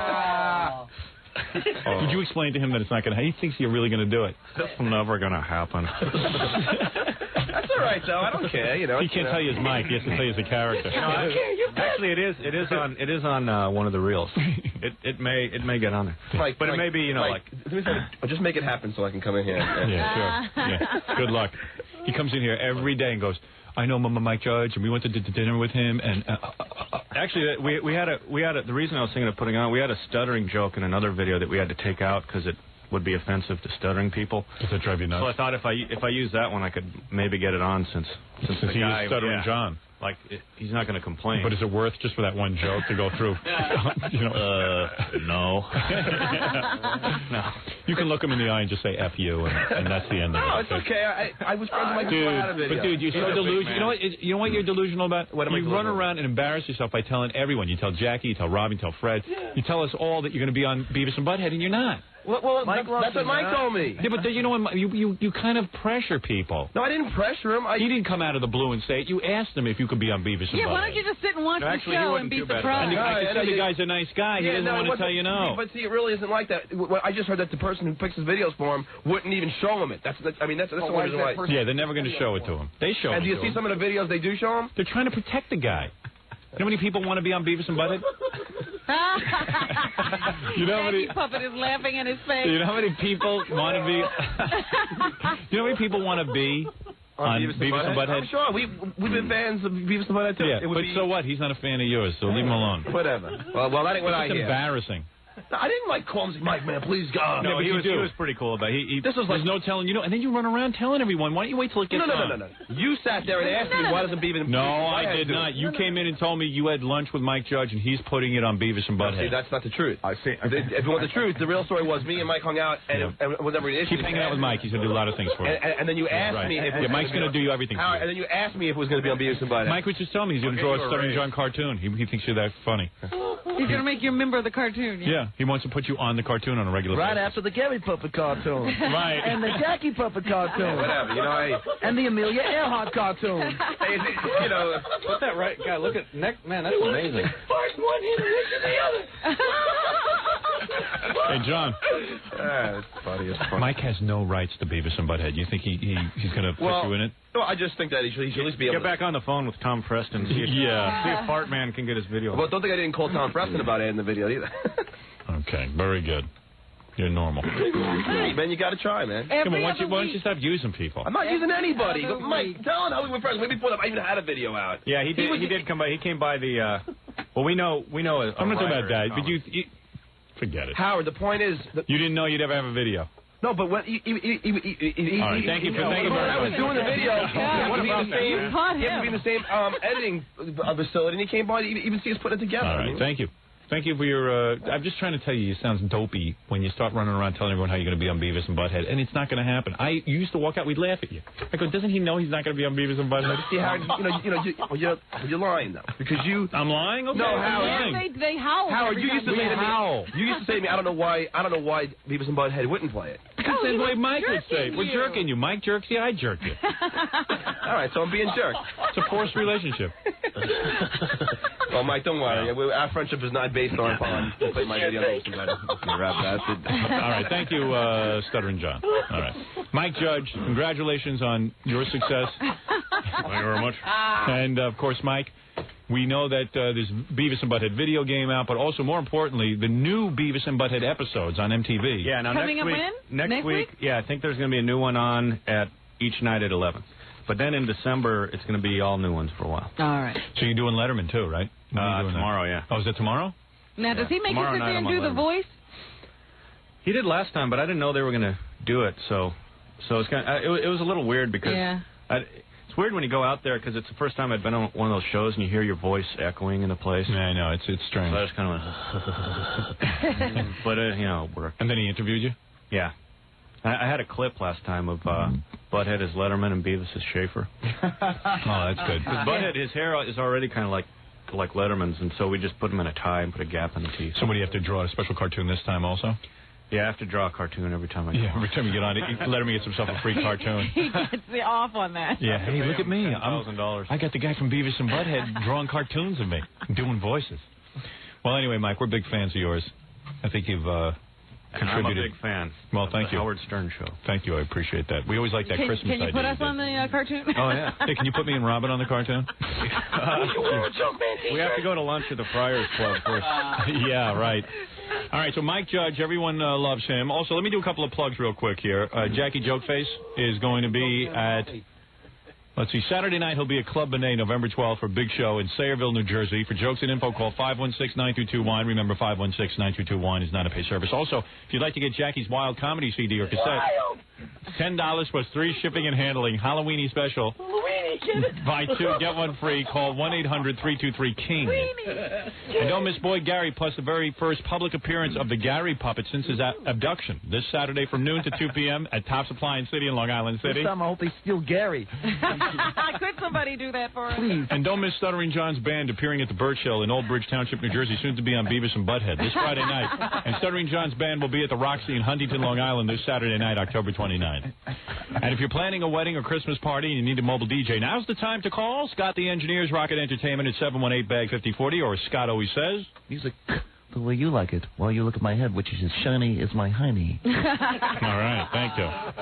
Does he do those gigs now without a hat and yes, and without that's pants? Wonderful. You want to get Scott the Engineer. Thanks, Mike, for coming by, and we'll see the rest of you tomorrow.